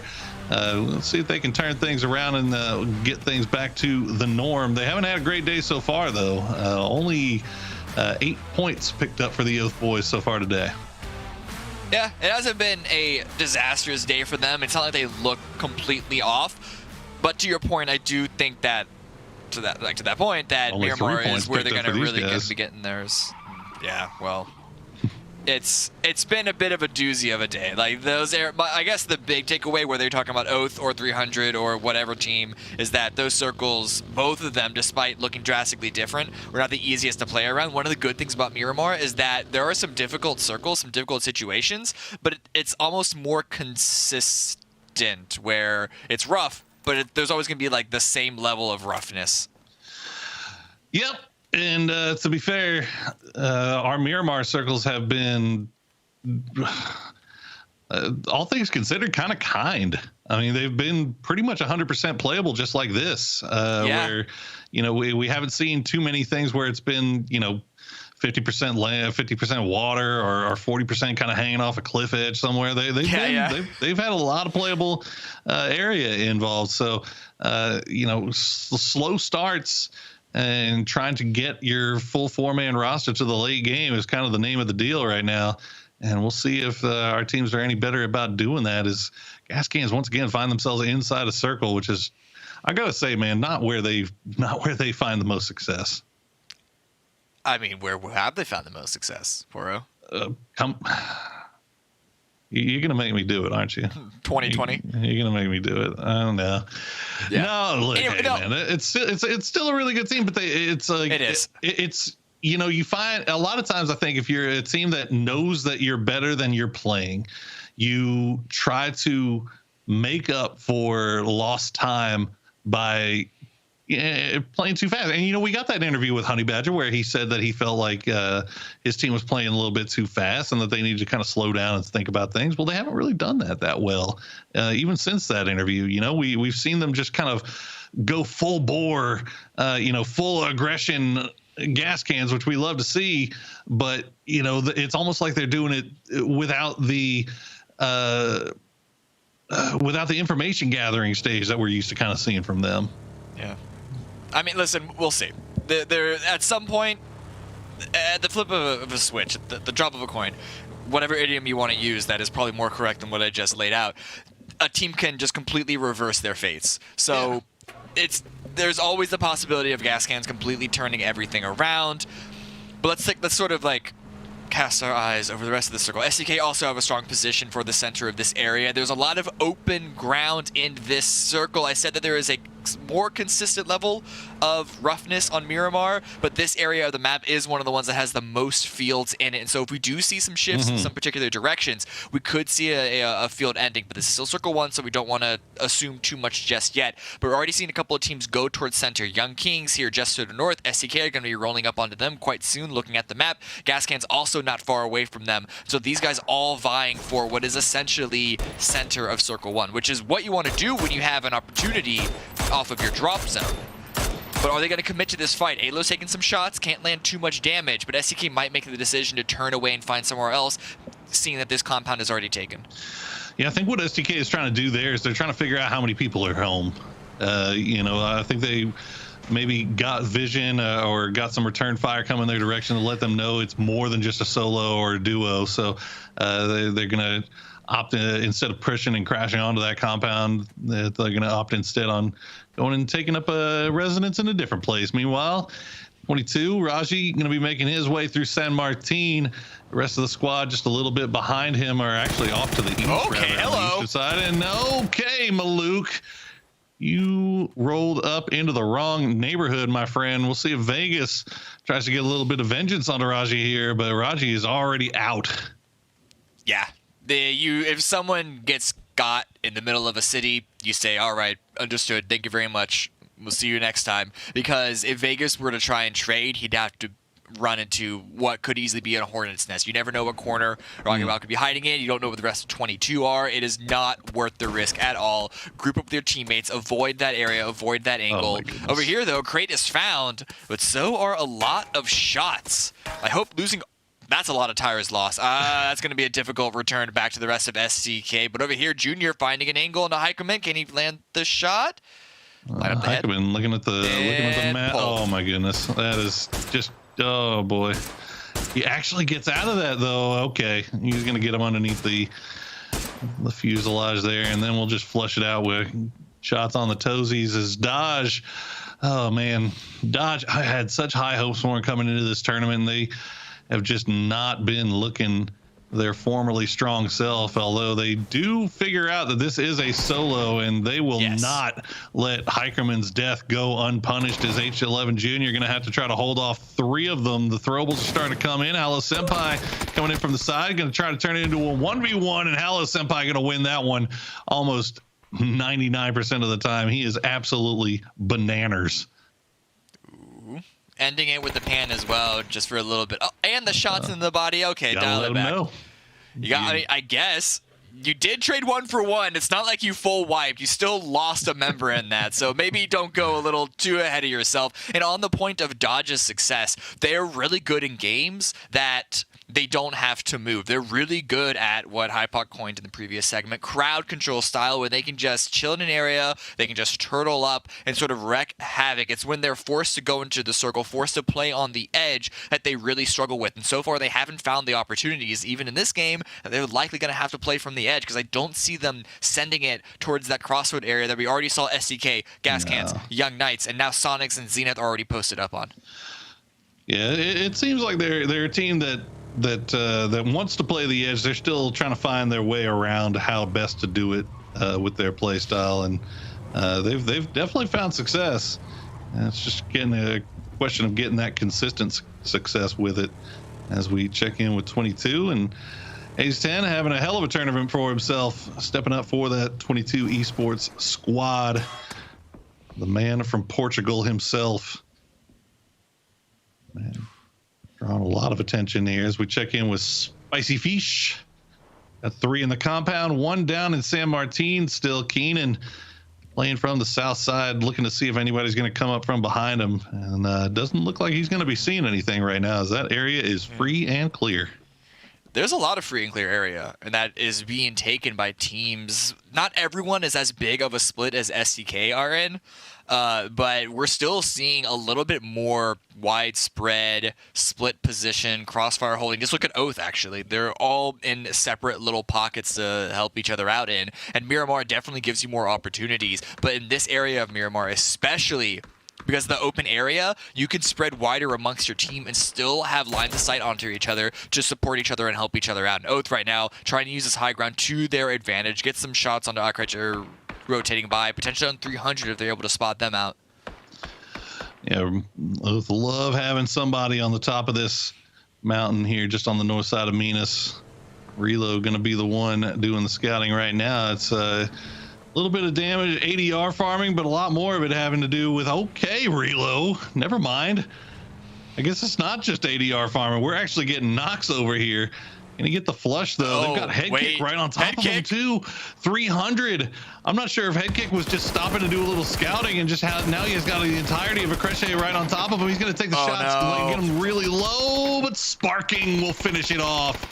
And they will get that res back again. 300 going to try to take shots at this from range, but I don't think they're going to be able to find it the angle that they need to finish it off. Oh man, that was a silver platter, and head kick tripped as he was reaching for an hors d'oeuvre. Very unfortunate to see, and that's not going to be a revive that they have. Unfortunate. Well, the circle does cut down to the southwest, so Sonics actually finding themselves in the dead center right now. They'll collapse onto one compound. They've got STK in that 2-2 split just off to the north. It's going to be interesting to see if Alo and Luke can rejoin the boys, or if they decide to maybe backfill Sonics. Looks like that might be the plan here, as you see already STK hopping in to the vehicles, and that might actually be the better plan than playing out from where they already are. So all the shuffling going on right now, but most teams either already in the circle or they have eyes on where they want to be.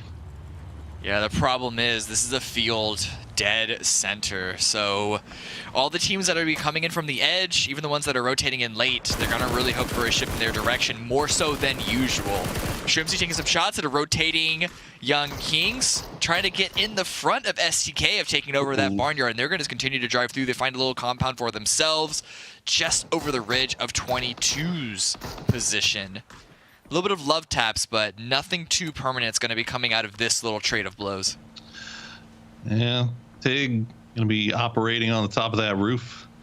Trying to find different angles. He's going to have to reposition, though, as 22 had a nice little angle on him. And here you go, STK doing pretty much what we called out. Purdy Curdy had to go and be the Uber driver to go pick up the boys. But now STK have a fantastic position inside this warehouse where they can keep track of everything going on to their south and to their north, and see how the circles decide to favor them going forward.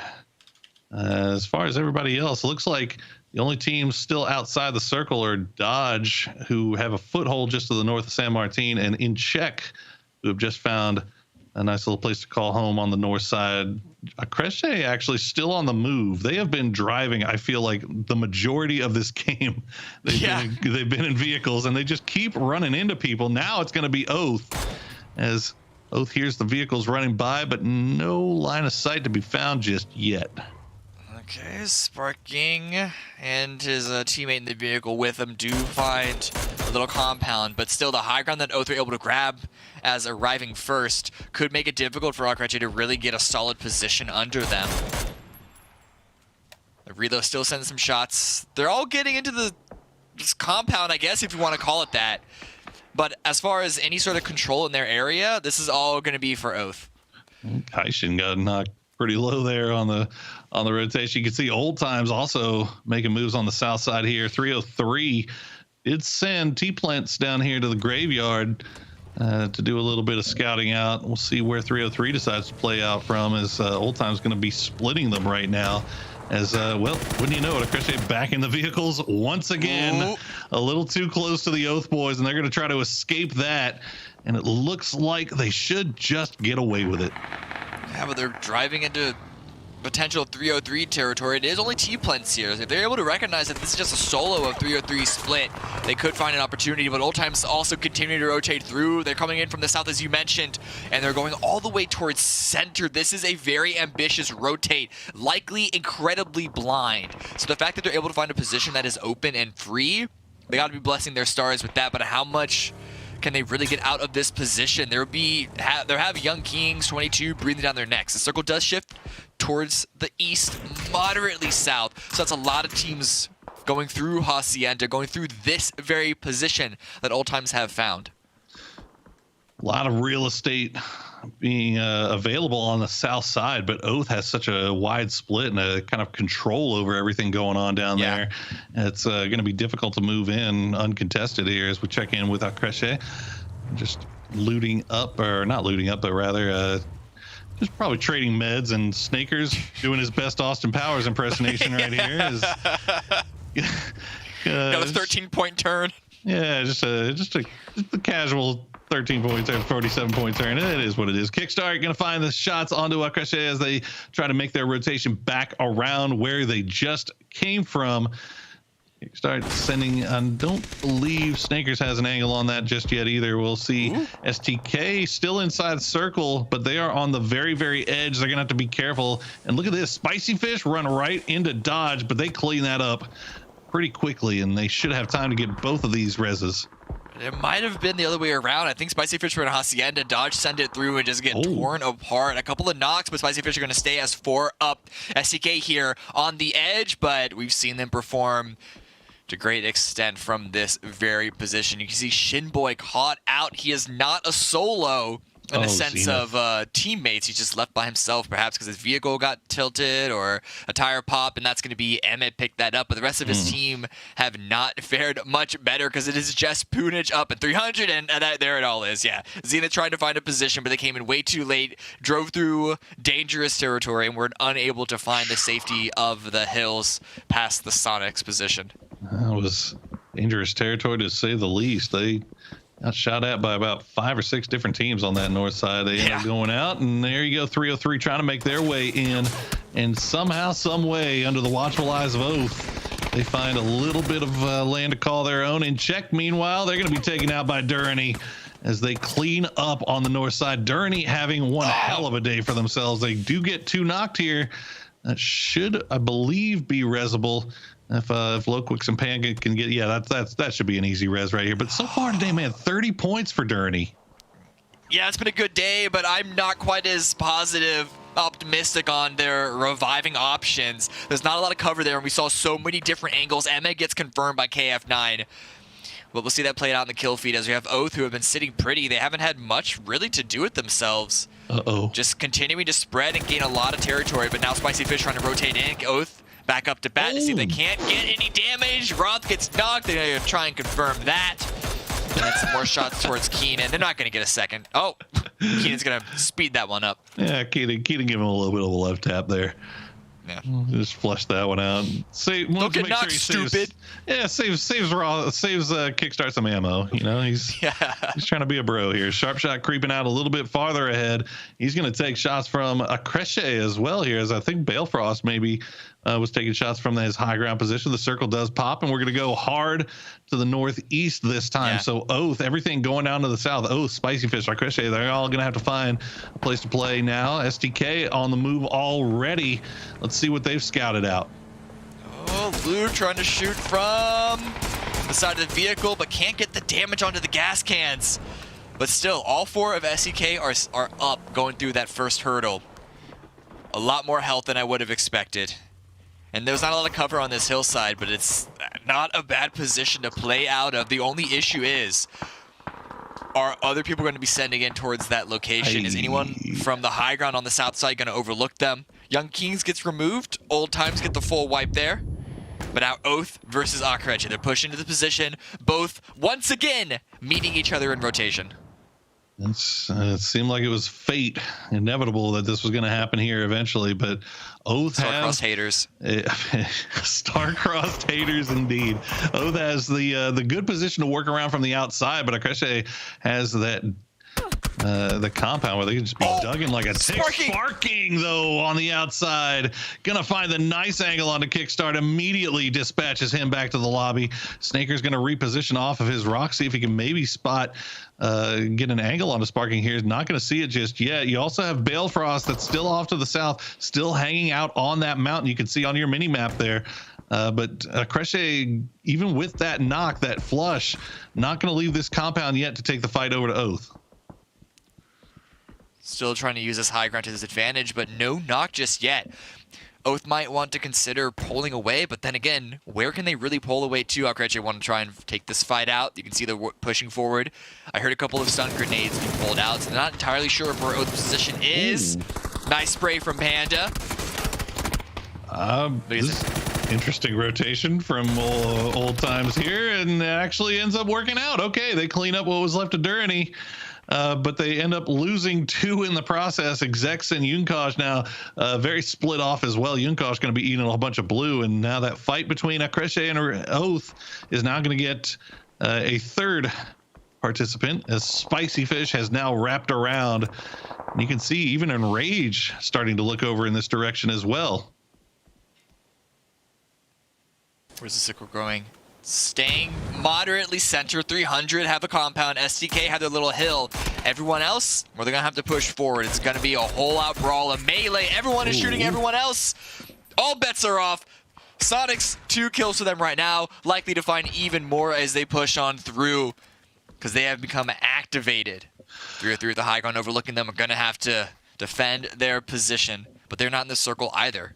Yeah, 303 in kind of a weird spot right now. They got 22 right on their doorstep. They got Sonics creeping up from downhill. They've got Oath taking shots at them from uphill, as Oath has started to kind of creep out in that direction as well. Reload just keeping an eye on Akreshe to see if they leave this compound. And now Spicy Fish has decided to join the party. They're going to find Flux right off the bat. Sharp Shot has that AUG out. It's not going to be good enough, though. VHC King will find him. Kaishin will flush out that kill here, as Keenan has now arrived, throwing the Molotovs inside. The grenade's going to find a home, as 5 kills now in the pocket of Spicy Fish. Uncivil will get taken out by VHZ, who's doing work on the edge, but gets spotted out eventually by Keenan here. Relo actually going to get the knock on that. Keenan will get the flush, as Relo just in a perfect position here to do a little third-party cleanup, and it's just down to 2. Kaishin goes down. Akreshe is eliminated by Relo. And can he spot out Keenan? Can Oath clean up the south side?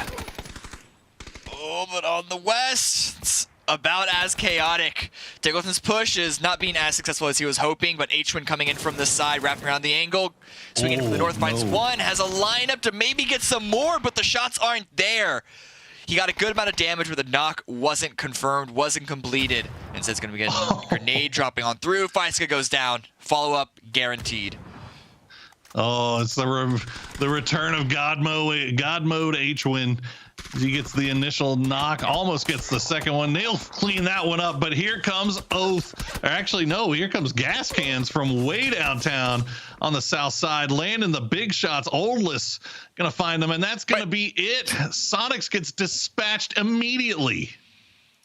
That's the problem with the lack of real playable area. You need to be 100% aware of your sight lines, and Sonic knew that the threat was from the north, which is why Tigoten rushed so aggressively onto 303. They would have loved for him to have found the first knock, and then the rest of Sonics just flood over that position. Unfortunately, that fight was taking too long. Gascans found the angle, and now Gascans arguably have one of the better positions in this circle. SDK have a split of their own, a little bit of a 2-2. But they're in isolated positions, and grenades could easily find them. That is, if gas cans get close enough to toss them. That's the problem, isn't it? Gas cans, They do have that north side. They do have a lot of real estate to work around, but the 2-2 that SDK is in fairly defendable positions. You know, either the shanty little shack. Ooh, that's going to kind of throw a spanner in the works, as my man Rich would say. As SDK now going to have to make a little bit of a move here. Gas cans already have a foothold on the north side. SDK a foothold on the southwestern side. Oath, meanwhile, do have to make moves to get in the circle itself. 300, well, they've got the compound. Let's see if they can do with it. And, Snakers. Yeah, Oath need to push it, but they have the high ground. Penta's there to trade some back, but still can't get the knock. Hopefully there's enough time for Purdy to get the revive, but Snakers is going to continue to pressure this. Smoke has come out from SDK to give them at least a little bit more safety. So Snakers is deciding to move on towards the west, try and find more angles. They don't have a position in the circle, but they have space to play with to find a little something. Yeah, Oath has a decision in front of them. I mean, that knock was a good opening there. The rest of Shoot to Kill going to arrive in a very smoky Bronco. While Gas Cans, they're going to be pushing on the northern flank of Enrage. They'll find Gubin with a well-placed grenade from Oldless. The rest of Enrage, we're creeping down to the south, starting to take shots over in the direction of Oath, but they have to turn their full attention now to this northern side. Balkan and Psycho already in position. Try to take shots over the top, but it's just a trading of utility right now. 4 kills already in the bag for gas cans. The grenades are going to come out from Enrage. Not going to find anything just yet. Gas cans smartly pulling away from this. Not going to over push their position, because they know that Enrage have the strongest spot, at least in that engagement. But Oath also continue to push in. They don't have that luxury. Relo is just barely inside the circle. They have a little bit of higher ground, sending shots towards 300, but they can't find the knocks. And so they might be looking towards this direction, as here comes the push from gas cans. They pulled back, they delayed just a little bit, but now they're going full ham onto this position. Flash comes through to stall it for another quick second.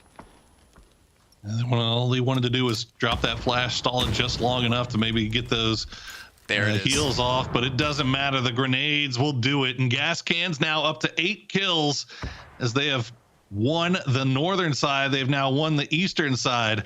But Oath starting to creep down in that direction as well. Relo, Balefrost, and Snakers still have a little bit of high ground to work with, but do they see Oldest? Meanwhile, shoot to kill. They're going to push right into the compound here of 300. They got the initial knock on the Vox, but this is a hard compound to push. It's going to take a little bit more time as they reset. The res should come through. It does. You can see Penta and Kurt still kind of holding back a little bit. Luke 12 right up on the wall, but he is going to get pulled back by the rest of the team. They don't want to breach this compound just yet. They might have recognized that both Gascans and Oath are on the eastern side, and so let those guys fight it out and then let 300 be the wall between them and SDK. And wait till the late game, wait till the end game, pick up whatever is left over. And that fight between Gascans and Oath, well, it's going to have to pop off because, I mean, Gascans are technically in the circle, but Oath, unsurprisingly, continuing to have to push forward, push through.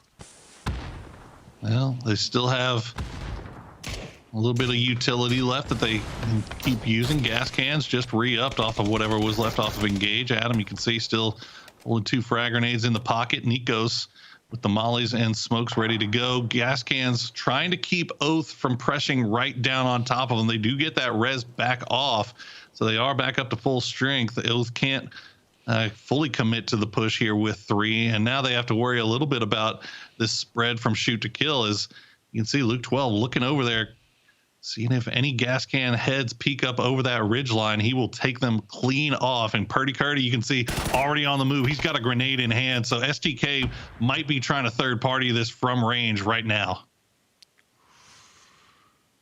Yeah, this is a very aggressive wrap. Whatever I said about letting 300 fight, nah, shoot to kill, they realize, wait a second, we only have 3 kills. We want more points than that. We want to get more than 5 with our win, like what happened the previous game.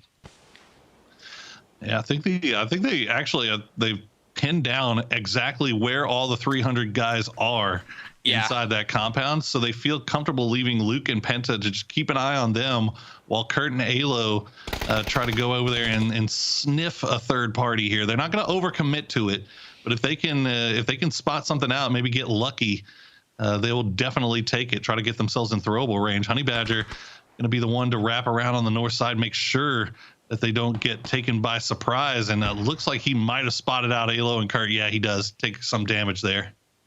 Yeah, the only real issue for SDK right now is that they just better hope that they're not biting off more than they could chew, because this is a wide spread when there are still so many teams, so many players still alive. This Oath and Gascans fight has yet to really pop off. Defensive smokes have been deployed, so it could be stalled for even a few seconds longer. At some point, they have to shoot at each other, right? That is this game. We are playing PUBG, right? I mean, at this point, it's just a war of attrition of utility. Really, I mean, it's who has more smokes, Molotovs, who has more throwables in the bag before we actually have to push onto each other. It looks like Gas Cans their supply has been mostly exhausted by this point. So you can see they're throwing whatever they've got left. Oath going to take a little bit of damage from that Molotov. Relo will play that rock, have time to heal up. STK, meanwhile, still has not fully committed, but the problem for Gas Cans here is that they have to worry about that. Oath doesn't have to worry about anybody coming from their north side, but Honey Badger has not been able to commit to this fight. He's got to look at that, and there you go. They're going to peek up. There goes Luke 12. He's going to find Balefrost and Snakers. Oh no, the angle finally came through, and it wasn't onto Gas Cans, but it ends up being onto Oath. A little bit of Gas Cans love now as well. Luke is shooting at anyone and everyone. He holds no bias. If you move, he fires. Adam does finish off Snaker, so that's at least a kill stolen away. Confirmed for gas cans, but a nice peek by Relo, trying to find more. But he gets taken out before he can confirm any of that. And with one still standing, with Honey Badger up, gas cans do come out on top in that fight, but by how much can we really say? Honey Badger finds Purdy. Oh, we've seen Honey Badger do this in the past. He's got 3 players that are bleeding out. He can't think about that right now, though. STK, I think, reads that situation as well. They know that it's just 1 up. If they've been watching that kill feed, which they are very, very good about doing, Honey Badger going to try to drop the smoke line, see if he can maybe reposition here. Luke 12 looking over in that direction. Alo looking over in that direction as well. They've got Penta on the wall, keeping an eye on 300, and that's going to be huge because 300 did try to creep out and try to third party, but Penta right on time gets the knock on to Leda. Vox now in trouble. Honey Badger will find Alo, but that's going to be it for gas cans as they get taken down. And now STK has to deal with what's left of 300 here. Nefahor down to 12 HP. Alo, the revive is going to come through. 300 would have loved to capitalize on that, but I think with the damage on Nefahor, they haven't been able to push forward, and Penta is there holding defense as Alo gets back on his feet, pops a first aid kit. Still trying to find the angle, 300. But Penta is right on the center of the circle, and they know that. The timing on the peak, that's all that matters right now. The head is spotted, but the shots don't land. It's absolutely huge plays from Penta to keep 300 from coming in at the perfect time to do the third party. So good awareness, good shot calling on the part of Shoot to Kill. Back up to 3 strong. They've spotted out Vox. They know exactly where both of these players are. They've got Neff on the rock. Alo going to try to flash him out and see if he can maybe make a move. He's out in the middle of the open. He's got to keep firing or he's in trouble. Nefahor actually going to go for the first aid, and that's going to give Alo a little bit of opportunity to get in there. Luke 12, meanwhile, does finish off Vox, and it is down to just Neff as does find one. He knows exactly where Alo is. Luke 12 coming up from the low side, though. Ooh, spotted for a quick second, but Nefahor is having to manage too many angles, and you can tell not a very comfortable position. SDK are still in the lead in this engagement, still in the lead in this fight. Let's see Alo try to reposition, use that wall to his advantage, use those buildings to his advantage. Nefahor using the rock to keep him separated from Luke. As he trades shots back and forth with Alo, the blue is right on his back. He's peeking the one little spot. Meanwhile, Luke gets the res onto Penta, and they'll turn it into a 3v2. 3v1 doesn't matter. STK gets their second win in a row. These boys are absolutely running away with it. And again, amazing control of the end game. They didn't need to kill Nefahor. The revive on the Penta was coming through. They just needed to keep him distracted because, I mean, a 1v2 is hard already. A 1v3 is, well, almost impossible. I say that. We did see Sharpshot yesterday sort of turn that on its head, but it would have been incredibly difficult for Nefahor to clutch it out at that point as it was. Finally gets caught at the end there. SDK, I said I was worried they were biting off too much, and it almost looked that way with the damage that they took once the fight between Oath and Gas Cans sort of fell on towards the rest of the zone onto 300 in SDK's position, but they are still able to clutch it up in the end, or to secure it in the end, I think is a better term for it. Absolutely. Never overextending, only taking as much as they needed to keep track of where these other teams were, to hold on to their own position and try to third party onto things. Never really losing track of what was going on around them. And I think the perfect example of that was Penta kind of putting themselves in that position to hold off 300 when they tried to make that push, even after Honey Badger got that initial knock onto SDK when they traded it out. But really, really well played there by SDK. 300 does end up getting the second place with only 1 kill. You get a little bit of a compound curse there, unfortunately. But here we got some highlights from that match as we see a little bit of a replay there of Hikerman going down to H11 Junior. Yeah, throughout this game, we do see a similar kill distribution, similar to the previous game. A lot more even, looking at a lot of teams with 4 or 5 kills, and you can just tell through these replays as well as your memories from the previous match. There was a lot of fighting for different areas, a lot of combat back and forth, rather than one particular team really running away with it. Indeed. We see Durney Probably their worst game of the day, and they still ended up with 4 kills. So that's a good sign there. If you're the LATAM squad that's trying to make a run here at the end. Panda, a few shots there into Letty, and he actually did not get that kill, surprisingly enough. Tiggleton and the Sonics, meanwhile, 5 kills, 6th place. It hasn't really been the blow up kind of day. We haven't had a blow up day for Sonics just yet, but they find themselves still in 2nd place. It's still been a slow, steady, consistent day for the Sonics. This is a nice grenade to take Viska out. That's 2 down for 303. That unfortunately was right before Gas Cans were able to find that northern angle. By the way, Gas Cans making it towards the late game with a good number of points. They get 10 kills for themselves, I believe, with Honey Badger, perhaps even 11. I can actually just look it up. What is it? Yeah, it's 10 kills for them. Solid day. Like I said, it could always flip on. It could always turn on. It can always turn around.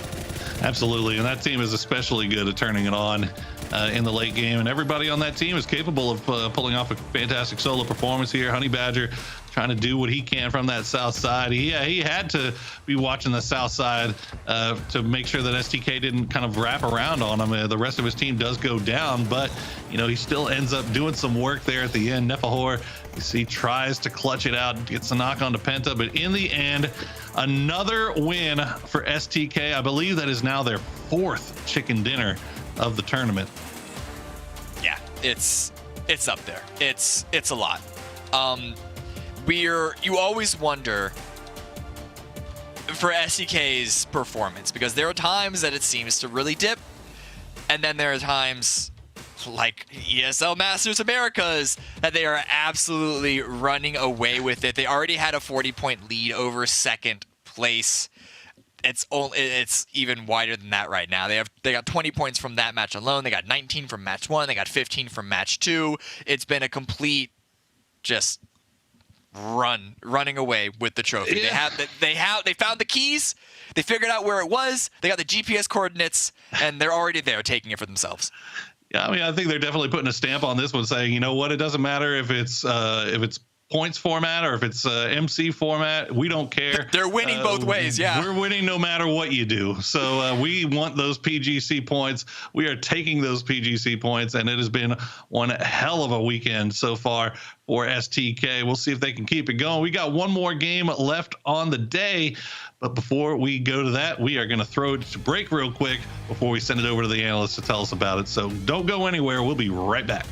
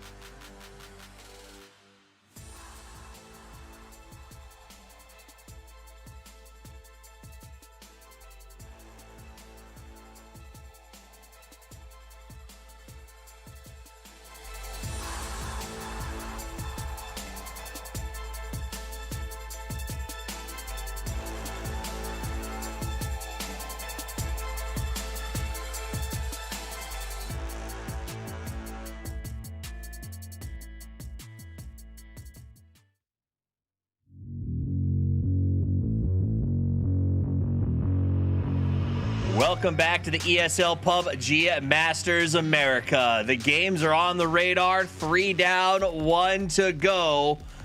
Let's get back into it. My name is Toffees. I'm joined by Hypoc and Matchroom as we walk you through the festivities that is the ESL PUBG Masters. Guys, I'll go back to you, Hypoc, because I asked at the beginning of the last segment, can STK be caught? And you said no. And then off record, I was like, maybe in the green room. And you were like, no. I'm going to ask you again because I feel like the third time's the charm. Can they be caught?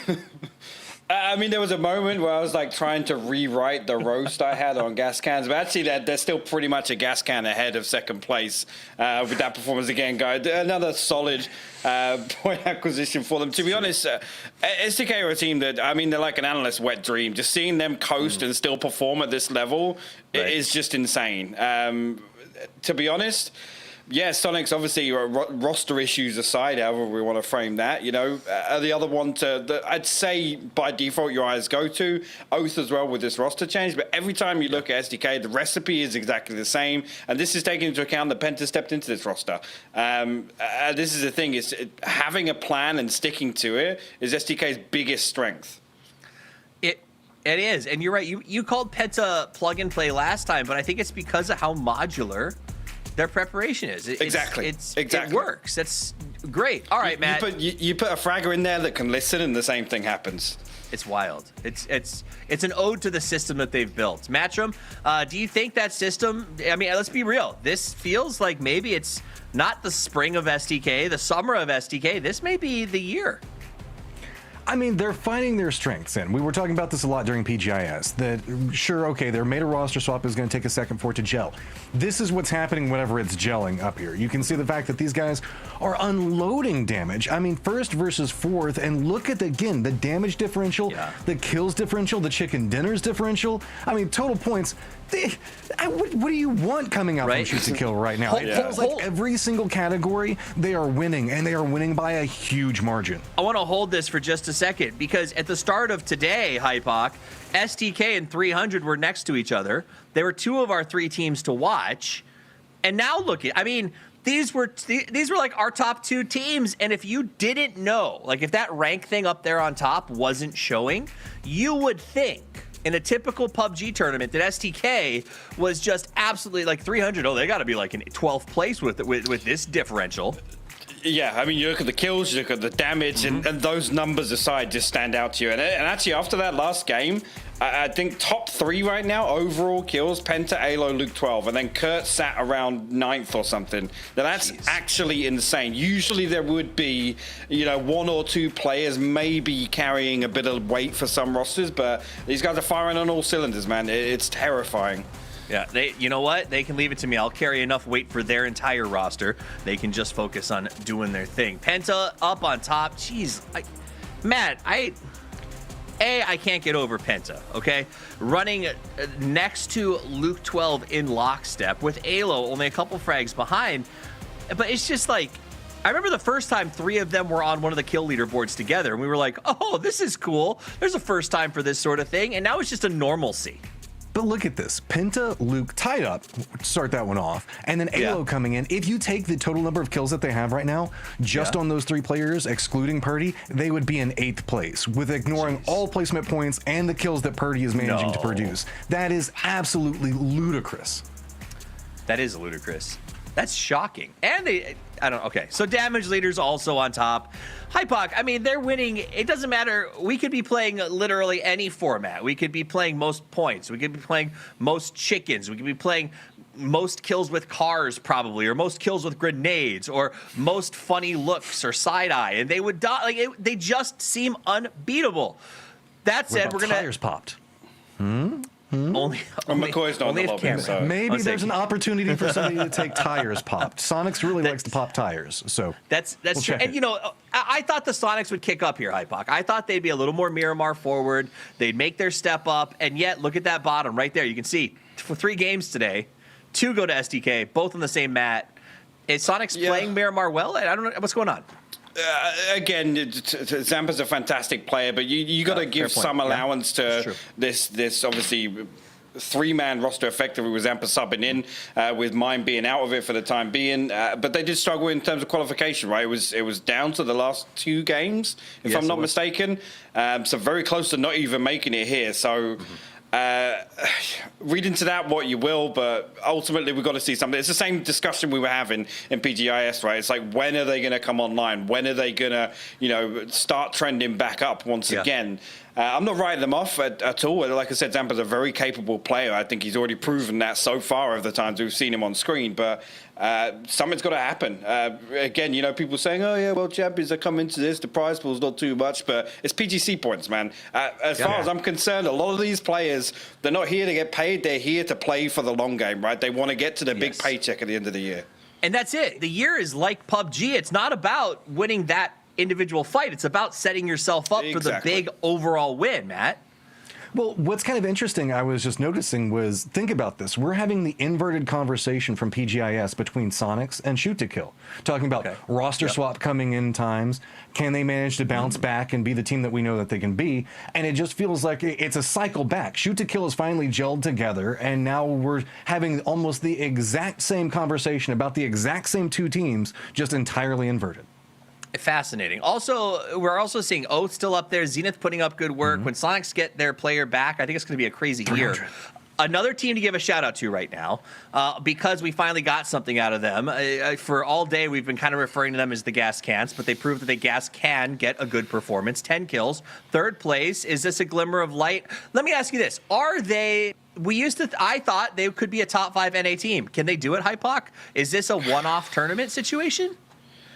Maybe so. I mean, the question really previously when you look at the play style's always been sustainability, right? How long can they keep posting those unorthodox double-digit games? Now, it's a little different to when we look at SDK, because actually on the flip side of that, they have the games where they absolutely nail things from start to finish on a macro front. So maybe this is, the crack starting to show with that whole kind of ethos that the Gas Cans try to employ.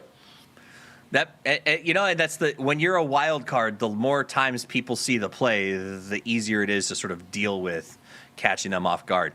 Matt, another team that I want to touch on briefly is the Spicy Fish. This is a team that, again, has been constant. We said we keep an eye on them today, and they have been consistent. 7 in the last game with 6 kills, 8th in the game with 2 kills before that, and 4th with 9 kills.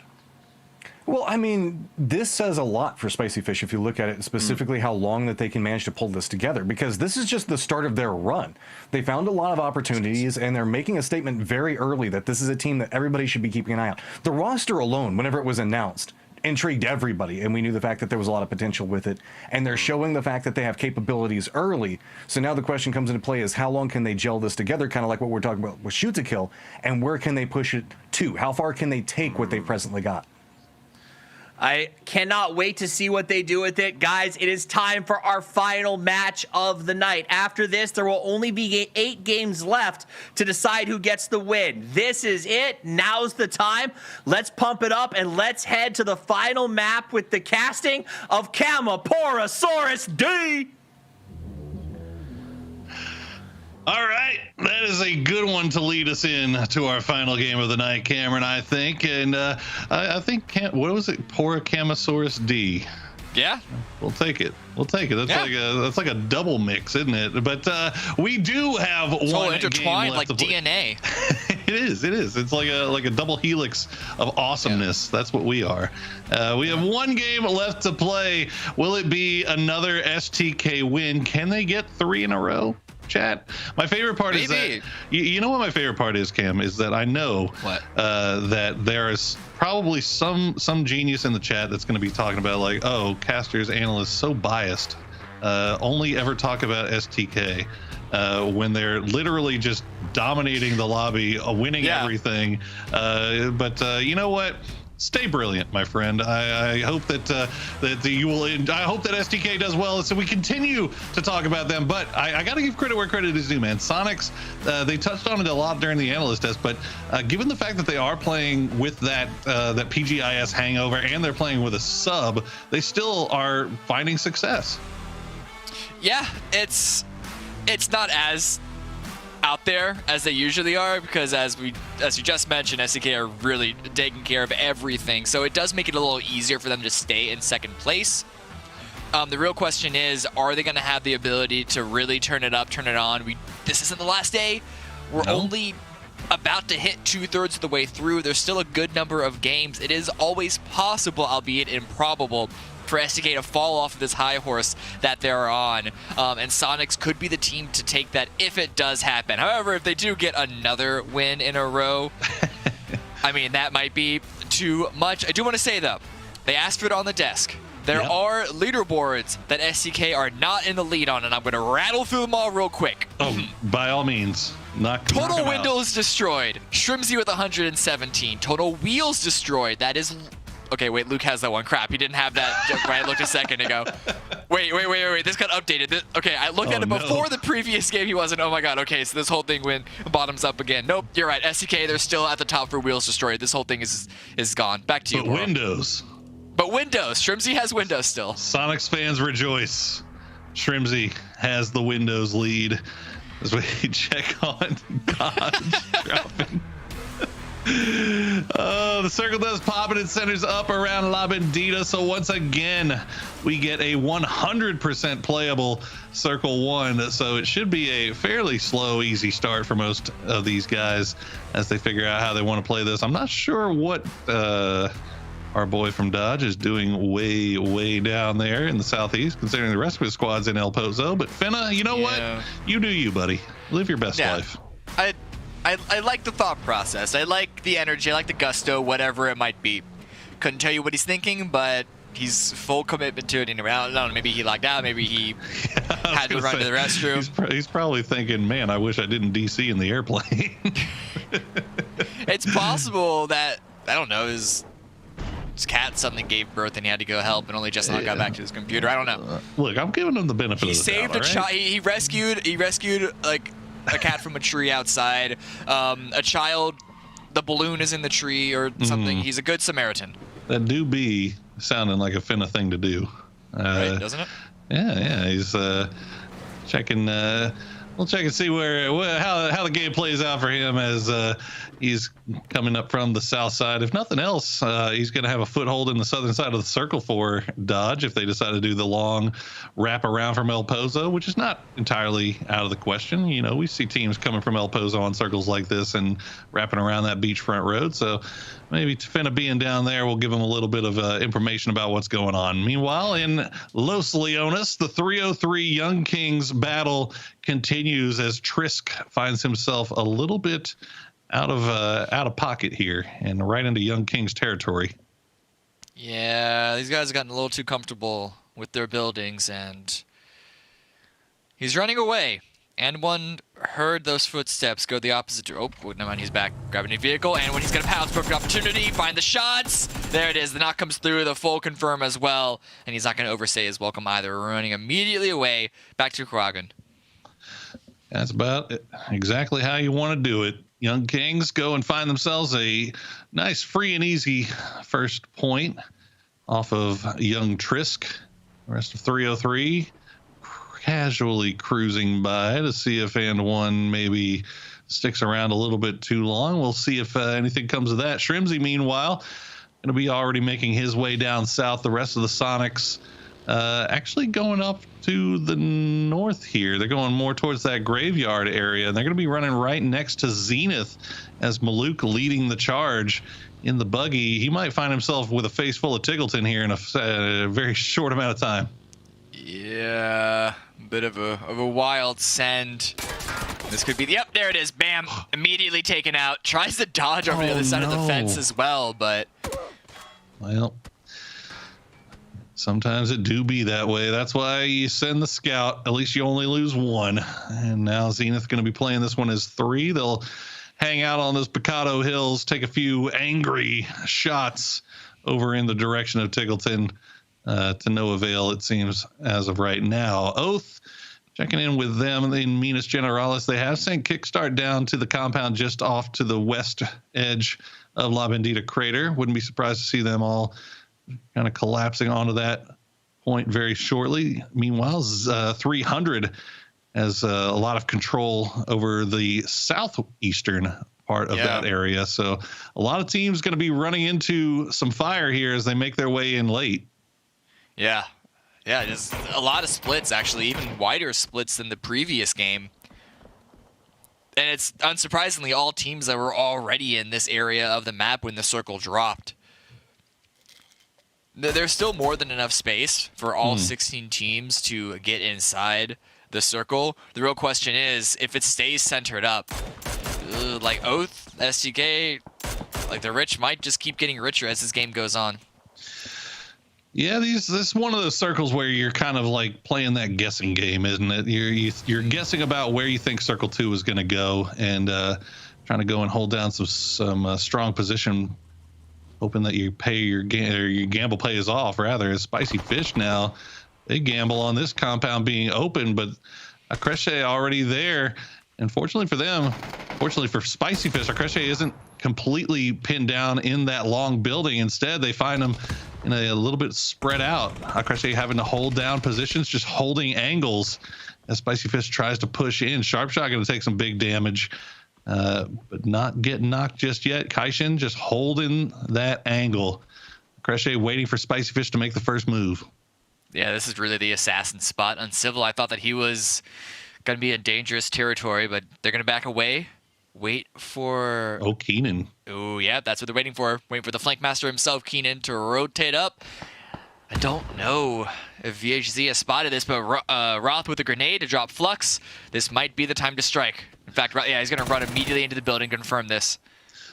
Very nicely placed grenade from Roth, and that will start the long building push. These are so terrifying to see. VHZ will get a lot of damage in, but Sharpshot will finish him off. It's the knock there, but Uncivil, meanwhile, gets spotted out by Sparking. Came in a little bit too late. Civil taken down and flushed. And now Spicy Fish down to 3. Sharpshot going to have to pull off just temporarily to heal up. Roth gets taken down to about half HP as well. Sparking going to go for the res onto VHZ. The Molotovs will keep Spicy Fish at bay. Will hold that push off temporarily, allowing them to get that res. And here comes the push. They come from the outside. Keenan's got the grenade in hand, ready to go. Cooked up nicely. Will it find its spot? Indeed, nice. It will. Kaishin going to try to hold it from the outside, but he's now been spotted, and that's it. Done, dusted. Spicy Fish clean up Akreshe. Yeah, Kaishin, I thought that he was in a strong position to catch Uncivil at the start, but then he stayed in the barn way too long. And then, of course, it didn't even matter what he had done, though, because that grenade was cooked perfectly. They realized that the revive had come through, which means that there's a second person in that room. Hard to run away from a grenade there. And now they're going to be taken out. 15 teams remain, and everyone is inside the circle. You can see Enrage looping up from the bottom. Do we know where Finna is? That's the real question. I see him sneaking down there at the very, very far tip. You could just barely make him out there. He's starting to make his way up. The rest of the Dodge boys, well, they didn't decide to come and pick him up this time around, I don't think. And now Zenith, they will find a free kill for themselves. They do have lost Maluk already after that crash onto Tiggleton, so they will be playing forward as 3. Oath going to go for the late collapse, as they've pretty much spotted out where everybody's playing from, realized that it was free and clear. And actually it does, yeah, okay, there's Dodge. Dodge over there just to the west of Zenith, hanging out there. So I think there's a couple of players still down to the south that haven't made their way up just yet. Head kick, getting a little bit of pressure from Gas Cans, and he's going to leave that position. We saw 300 had that wide 1-1-1-1 split where everybody was holding down a compound. Gas Can's going to pressure that, and 300 smartly will pull away. They're going to pull away, but they're going to keep a little bit of a split of their own. Gas Cans as well, returning it in kind with a bit control over a field.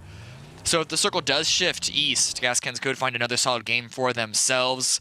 Old Time, that's who it was. That's who it is. Subtly sort of bobbing up and down from the map.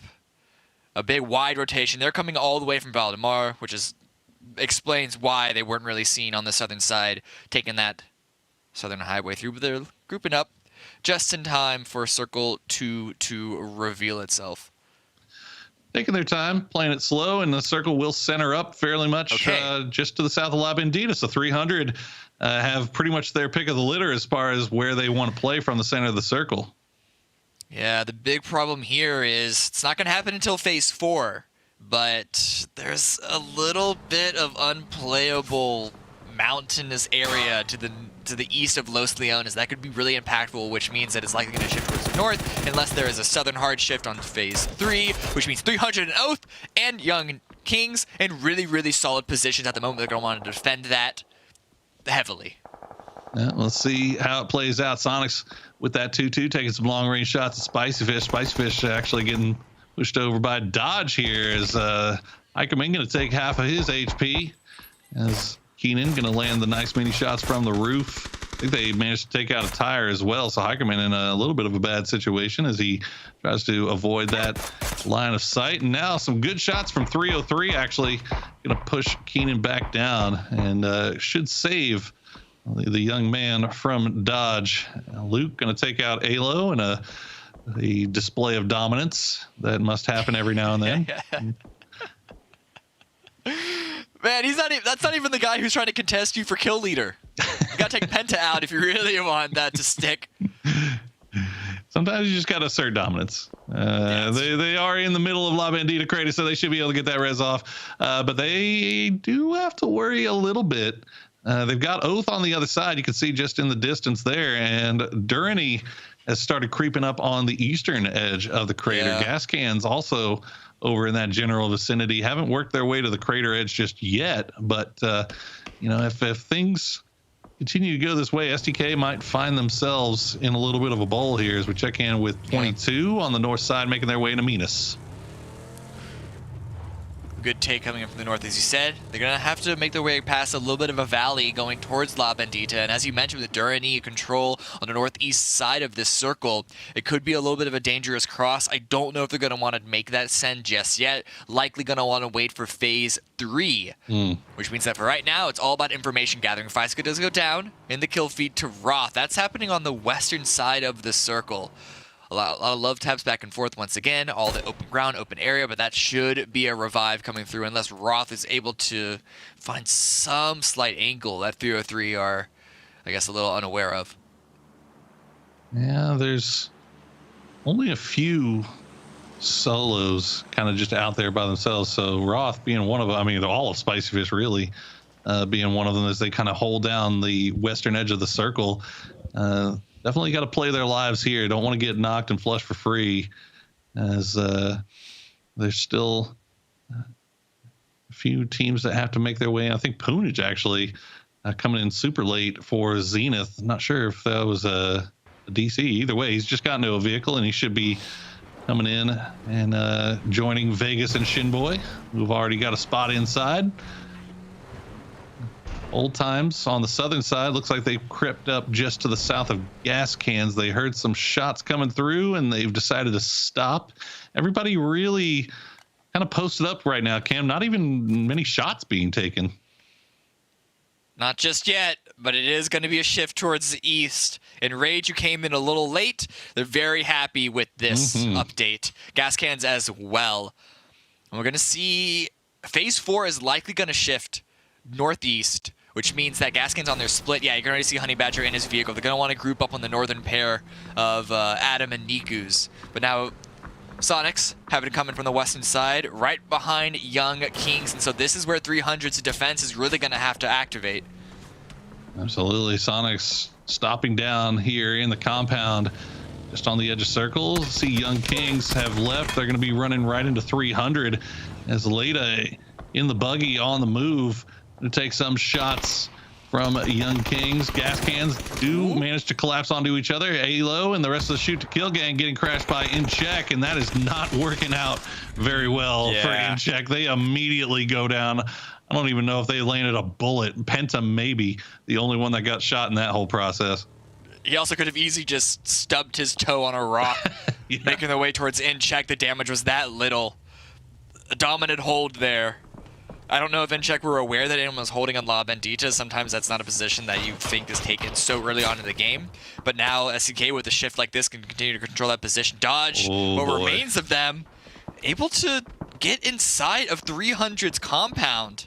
So the defense isn't really there for 300 like they would have been hoping for. In fact, Headkick's already dead. Vox has been taking a lot of damage, has to heal up. And you can hear the shots coming in from a couple of different angles. Maybe a 303 or old times just making this face-off even more difficult. Yeah, I think it's actually from the north side, gas cans. Oh, okay. Taking it from the long range there. But yeah, I mean, as you mentioned, look, 300 kind of, it was a very messy rotation for them as they try to make their way through Young Kings. Did not go nearly as well as they probably had hoped, as they do make it 4 up into this compound, but Dodge kind of was already coming in at the same time too. But they have the high ground, they have 2 up, and it's going to be a stalemate for now. Zenith trying to wrap around even further on this northeastern side. They're going to run into 22 in the compound. 22 going to be taking the shots over in this direction. Durney also will join in taking shots. As Zenith, I don't know where they're going to go because there's just not a lot available out here.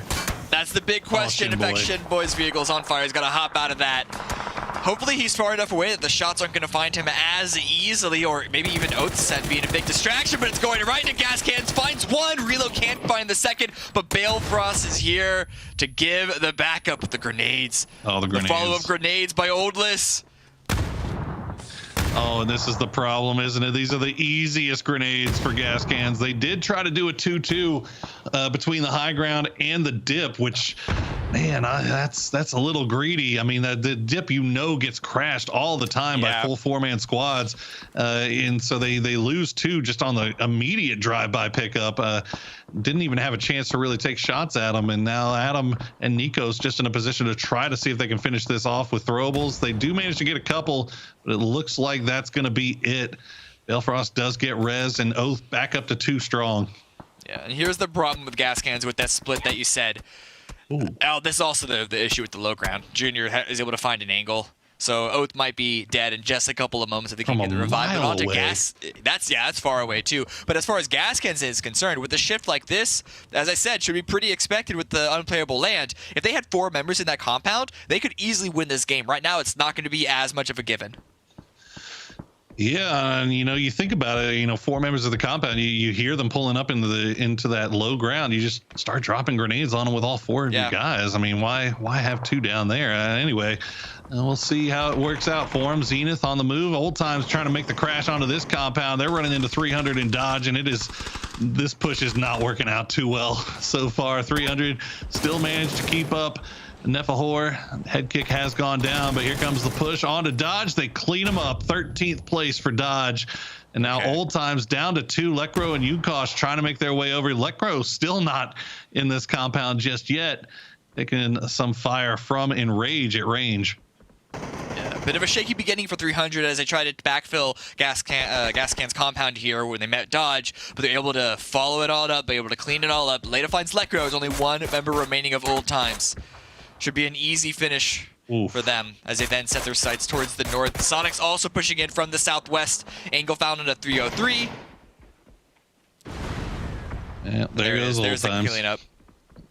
That's unfortunate stuff there for Old Times, and 303 also just getting picked apart on the move. I did find an interesting fact about 303. Did you know that they have by far the least amount of utility use in every single category? I'm talking grenades, Molotovs, smokes, flashbangs. I mean, for example, Sonics is in first place with 188 smokes thrown. 303 has only thrown 31. Oh. 22 has thrown 72 stuns. 303 has only thrown 7 coming into this. I mean, well, how far away from second to last is the real question. How much of a deficit are we talking? It's a long ass way. Okay. All right. Okay. It's 303. Just and to be fair, looking at it, it's a lot of LATAM teams. There's a few of them that have kind of picked up on this utility thing and just kind of using it as much as the NA teams are. But at the bottom of the leaderboard, it's very much kind of a lot of LATAM teams and not as much stuff being used. But anyway, we'll see if they can hold off. 300, not 303, can hold off this push from Sonics on the high ground. It has to happen quickly because the blue is right on Shrimzy. Dirty stuff onto later, but the grenade from Vox finds the 2-time. Zampa coming in late, getting pressure from range. Shrimzy has to make a decision right now. Do I try to go for these reses? Do I try to prevent the push coming through? 300 just says, screw it. We got 2 knocks. We are pushing this. And they want it. Shrimzy going to land some good shots on the Neff right off the bat. He'll get the knock as well with a well-placed grenade. It's all down to Vox. Can he win the 1v2 peeking around the angles? Zampa will finish him off. Sonics should be able to get back up to 4 strong. Oh, but the blues coming in. Is there going to be enough time? I think there is. It hasn't started to move just yet. Oh, yeah, they're going to have to move while they, they're going to have to move while they heal. But yeah, all 4 of Sonic still remaining after that 2-piece of the grenade, as you mentioned. There was a tight rope that they were walking along. But is the game even easier for them? You got to rush down to a field. Yeah, what are you going to do, car for it? You going to try and send it onto Spicy Fish's area? This is, frying pan, fire. Oof, that's basically the only thing they can do is try to send it on a Spicy Fish. Sharp shot. What a grenade. And that is it for Shrimzy. What a hold coming out from Spicy Fish, even though Roth does manage to kill himself. And Sharp Shot. And Sharp Shot with a Molotov. With a Molotov. We will ignore that. He tried to throw it at Sonics. It landed. Throw it out. Yeah. It landed inside the back of the truck that him and Sharp Shot were both in. But you know what? That's fine because Keenan didn't need their help. Keenan secures Spicy Fish's position in at least single-digit placements as Sonics go out in 10th. Oh, Roth. Roth. Sometimes again, look, we talked about it earlier. It's asserting your dominance, all right? It's a new roster. Roth got to make sure that these little kids know what's up. And here we go. Purdy Curdy going to find the shots onto Young Kings. He again going to try to make the escape, and he looks like he should just barely make it out. Shoot to kill. Still with 4 up coming from that western side as Young Kings try to get away. Well, it's out of the fire into the frying pan, isn't it? As Enraged going to find a nice little angle onto this. Good damage, no knock just yet. But where can Young Kings really play here? In fact, KF9 is still out towards the blue. I don't know if that was a plan B. Maybe he just wasn't there in time and the Uber took off without him. Those Ubers will definitely leave without you if you don't get down there quickly, folks. You got 4 minutes. Not 4 minutes and 1 second. It is 4 minutes on the dot. They have that timer going at all times. The grenade going to come in from STK as their rage campaign continues, taking out everybody in this lobby. 6 kills already in the bag and complete control over the west side. We'll see. This circle does end up favoring them a little bit here, so they can continue to kind of hold on to their area. We'll see if they reposition to put themselves in maybe a better spot to take shots onto what's going on off to the south here. As Young Kings is in a pretty good bit of trouble here, and Rage also has to make some pretty big moves. We'll see Durney actually just sent 2, and they managed to get onto the cliffside just on the other side of Oath, and Oath already on the move. I like that both players of Oath are still up when we saw all those angles onto their position. Oh God, run away. Oh yeah, that's a grenade. Okay, Kickstarter goes down. I spoke just too soon. More grenades coming through from Durney. And Bill Frost is all that's left, all that remains. And this might he's got the happy feet for him. He's got happy feet. No, they're not happy enough. I got to tell you, man, I am absolutely loving the confidence that I'm seeing come out from Durney right here. They are not scared of anybody in this lobby at this point. Love to see that push, the full push coming through.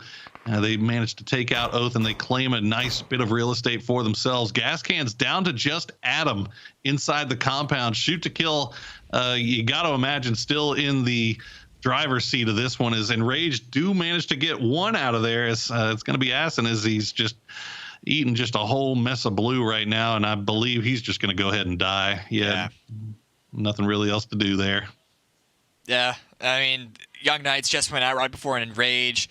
Not too surprising considering they had to cross this big, wide open field to get there. Keenan did his due diligence, deals a little bit of damage on the attempt of an approach. The last member was Spicy Fish trying to hold it out.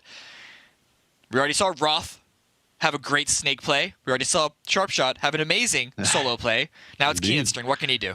It is Keenan's turn. STK already creeping down there. You can see Kurt and Penta looking down in that area to see what they can see. And Keenan, for his part, playing it quiet for right now. He's inside circle. He doesn't have to move just yet. So Durney working around on that ridge line to see if they can spot out any angles onto STK. Nothing revealing itself just yet. And actually, I was wrong. Gas cans still do have 2 up. That light gray, man, it's just so hard to see on this map. Adam is still there, but Nikos also will join him. 22 is just on the other side as well. So Vinny and Hazelton, 2 very, very capable players. STK has to be careful about how they play this, because if they split off and turn it into 2v2s or a 1v2, that's going to be a little bit dangerous. Yeah. Circle's going to center up. Almost dead center. So the compound dominance might not be that for much longer. I do wonder if Durrani, are they aware there's only 2 members of Gas Cans remaining? Because it's possible that if they were 100% sure about that they could just take that side of the compound with the man advantage that they know that they have. They also could be intentionally staying on the side of the ridge for the mobility, for the maneuverability, and just waiting for this current circle to reveal itself. There could still be a shift in play. This is only phase 7. It's not phase 8 just yet. Yeah, before they moved over here, Durney was playing from the ridges over on the roadside, so they did have vision onto what was going on in Gas Cans. And if they were watching the kill feed, and then they probably have an idea of what might be awaiting them inside that compound. But again, it's pushing a compound late game. It's not something you really want to do unless you absolutely have to, because you don't want to take that risk of losing somebody else. Well, Keenan can't pull off any spicy fish solo heroics this time, as Adam will finish him off with a well-placed headshot from range, and we are down to our top 4. Yeah. STK, they're in the mix with 4 members up, 7 kills already. Not exactly a dominant position, but you can already see, unsurprisingly, they're using their man advantage to get a good control over the circle. Heading over towards the low ground. Yeah, Pretty Curdy saw that coming. Gonna put himself into strange position, but Panda nailed it right in the bullseye. STK, the throwable kings, are getting the throwables thrown right back into their pockets. Purdy Curdy, that might have been a little bit ambitious, trying to get within throwable range of Durney. He pays the price. He might be resable here. You can see Panda and Capitan starting to creep out in that direction, waiting for STK to make that push. And there they go. They see Luke make it.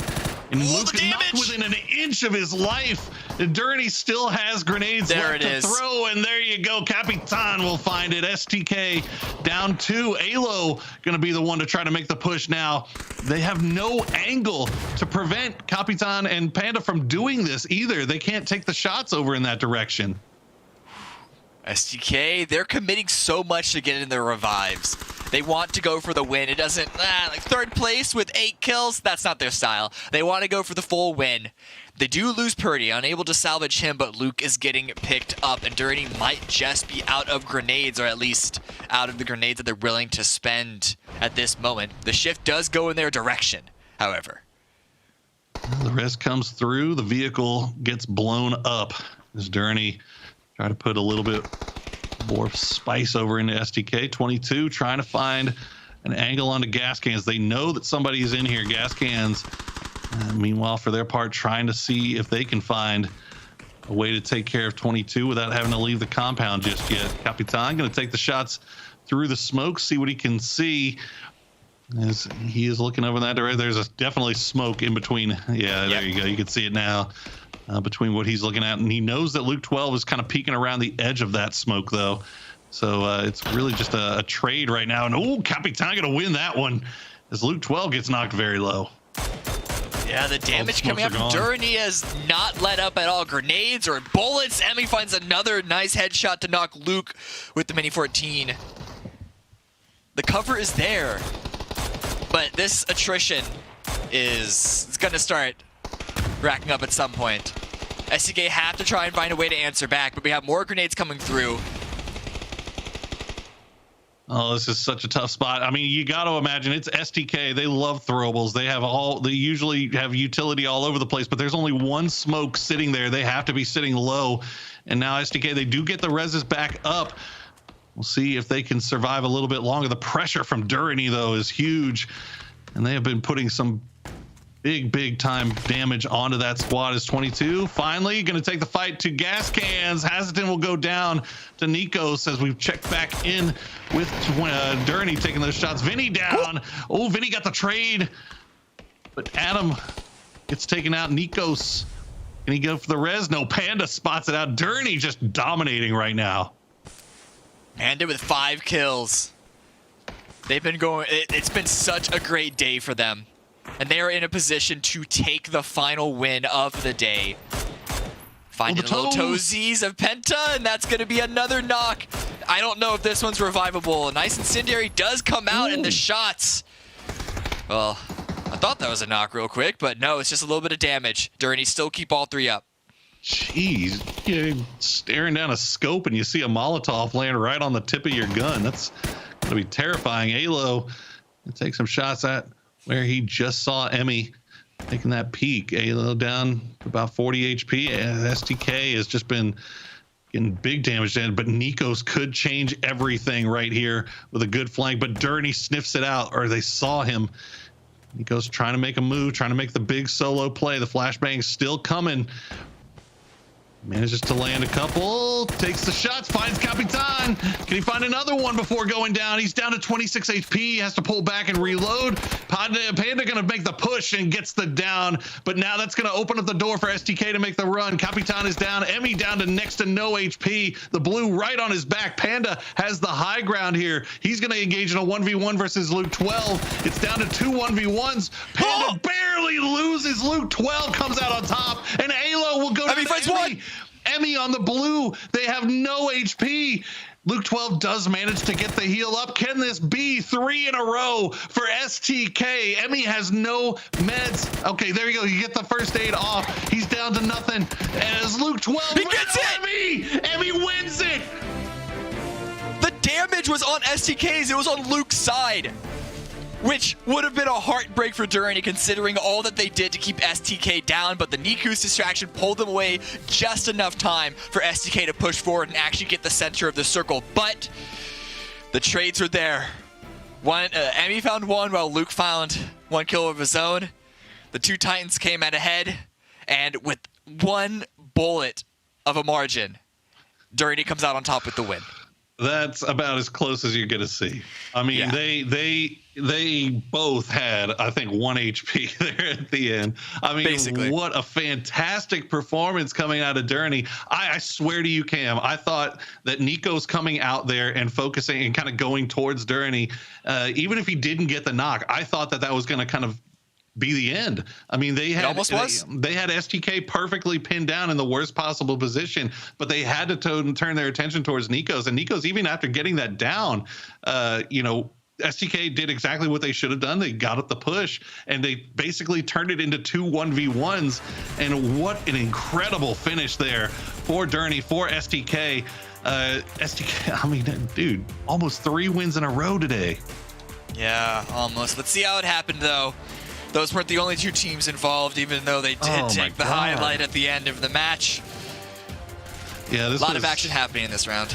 This was an action-packed round from around mid-game all the way to the end, Cam, and this kind of felt like the start of it right there. Akreshe versus Spicy Fish. Spicy Fish coming out on top, and then, in check. Well, STK definitely kept them in check, didn't they? Yeah, well, to say the least. Here's Oath as well. Again, I do have to wonder if Gascans kept all 4 on the high ground. This game, I think, could have been significantly different, not just for Durrani and STK, but also for Gascans themselves. Still a good 3rd place finish for them either way. For sure, but it's always that question of what if. It really is. 300 versus Sonics. This one came down to the wire, as well as Nepahor finally goes down. Sonics keeps it alive for a little bit longer before Roth doing devastating damage onto his own team and the other team as well. Keenan and Sharpshot were able to finish them off before Roth was able to finish off his own squad. So. But what an end game here, though. What an incredible end game. I mean, Durrani did looks so comfortable now in this lobby, pushing onto Oath, finishing them, completely controlling their side. The 1v1 almost going in the favor of Panda, and then Emmy with 1 HP. Literal lands 1 the HP. headshot. Unreal. Oh, wow. Oh, wow. I didn't realize that.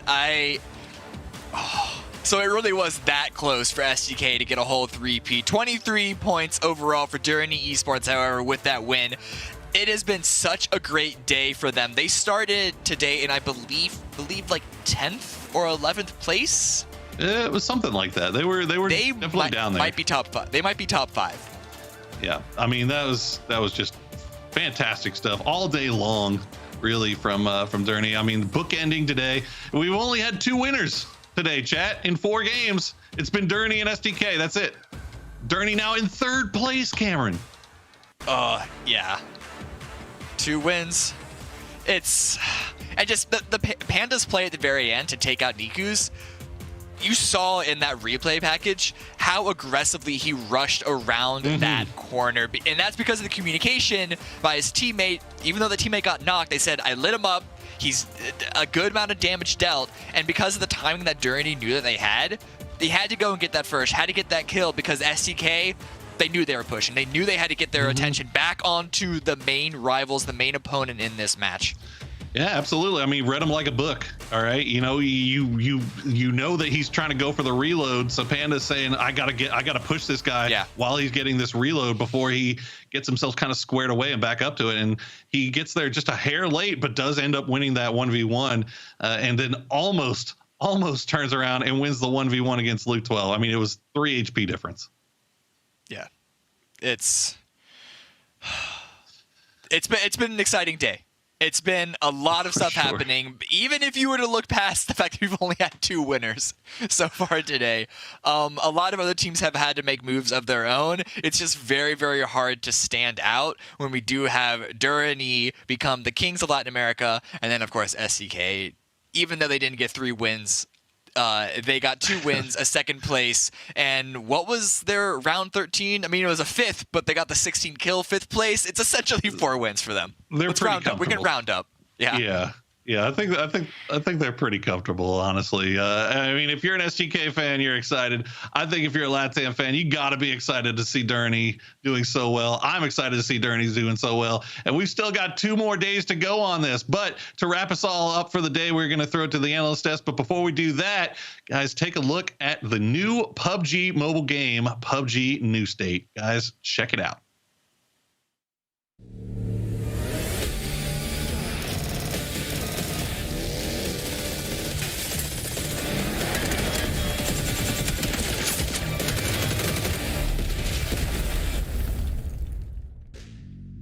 Developed by PUBG Studio, PUBG New State will launch as a free-to-play experience on Android and iOS in 2021.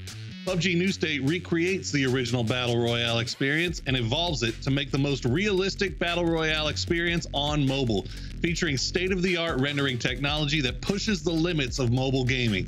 Make sure you pre-register on newstate.pubg.com now. It's no bull, it's Durany as they come out with a 2nd win today, making it a 2-fer and a 2-fer. The Bulls bookend and STK comes in the middle. Let me ask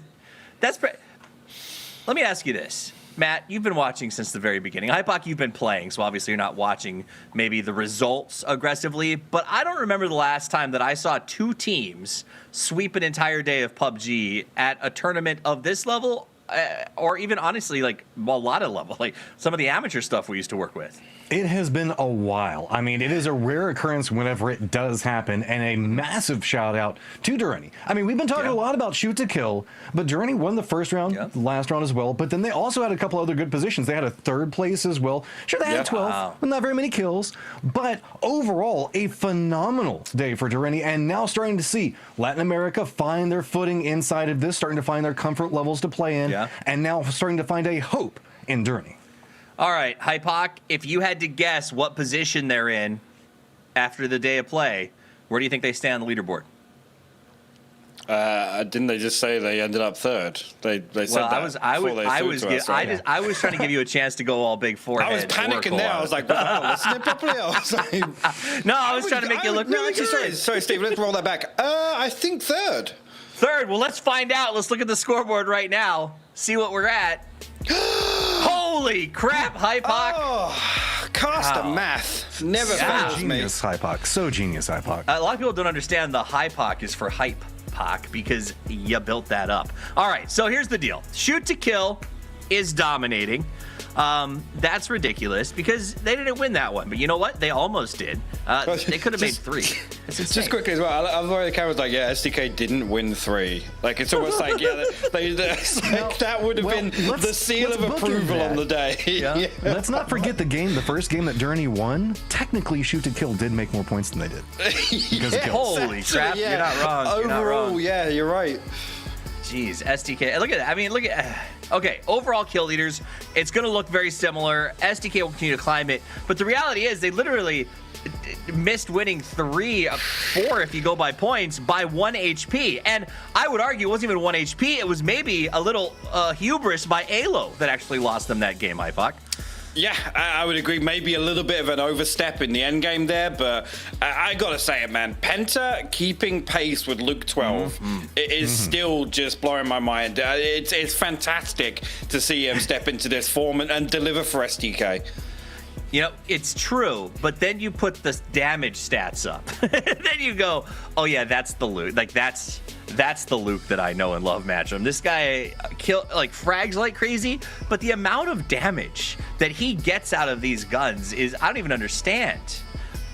I mean, it's all about potential. We saw the fact whenever it comes down to the clutch moments very regularly, Luke 12 is the guy that is in that position. And I mean, it was a lineup against him and Emmy, 1v1 for the last round in positioning. But how many times have we seen him find those like off flanks to really just unload massive amounts of damage? And then even then, whenever the Shoot to Kill runs a different strategy where they run flankers around him, he's still the center point and then just taking all the aggression, all the bullets, and still inflicting that much damage. Absolutely huge performance coming out from him every single time. On the other thing, Hypoc, the opposite side is sort of what we've been seeing from Penta, which I got to be honest, I've been sort of, obviously we've been watching him more and more because of the numbers. He always seems to be in like these wild and out flanks, crossing the road when people are distracting with cars. Like Penta's really becoming kind of a really cool hinge for this team to swing around. I think as well, you know, SDK, their playstyle traditionally is, I guess, very structured, right? So to see somebody be a playmaker for SDK and still kind of have that impact in terms of positioning as opposed to numbers overall, right? They're a team unit usually, but to see him just making I'm thinking back to the Alamo game today where, like you said, crossed the road, got himself into a position where as soon as he's there, like even if he doesn't get a kill or a knock, he's won SDK the game, just positionally. Right. It's absolutely phenomenal what we've been seeing from them. And maybe you guys are seeing what we don't see. Maybe you see how to beat a team like STK. Well, that means that it's time for you to get in the game. I hope you're as hype about what you've been watching as I am. And if you are, this is for you. Guys, PCS4 American Qualifiers registration is now officially open. Sign up to secure your chance to win a piece of $250,000 prize. Qualifiers start on May 5th. That's just around the corner. Gather your friends, get into this thing, because at the end of the day, why not? Have some fun. You might actually get a chance to go up against some really heavy hitters unless you yourself are already one. Hopefully we see you there. All right, guys, that's it for the day. We've played the first day of the final weekend. 8 games left to play before we crown a winner. SDK continues to run away with it. That said, I will not quit without final thoughts. I got to hear what you guys think, what you're looking forward to tomorrow, or maybe what you're going to have for dinner when we're done here. I don't care. The floor is yours. Matchroom. Journey, man. I know Shoot to Kill, we've been talking about him a lot. I want to see more. Okay, you had yourself a great day today, and Toffees, you were talking about who can take down Shoot to Kill. It's been Journey both times today that managed to accomplish it, and I want to see that continue. I want to see them step up and really start to contest, because if you're Sonics, they're only 1 point behind you, buddy. You got to start being a little nervous. I like it. I like it. America's is watching Journey. I believe. I think this is the moment. All right, what do you got for us, Hypoc? I'll keep mine short and sweet. Good luck. The chase is on. It's the worst team in the lobby to be chasing, right? Especially when they're in coast mode and they're able to just continually put up points, seemingly with ease. I mean, they have nothing to lose. They're making crazy bets, but the problem is they've got the money to cover the bets. The house continues to win.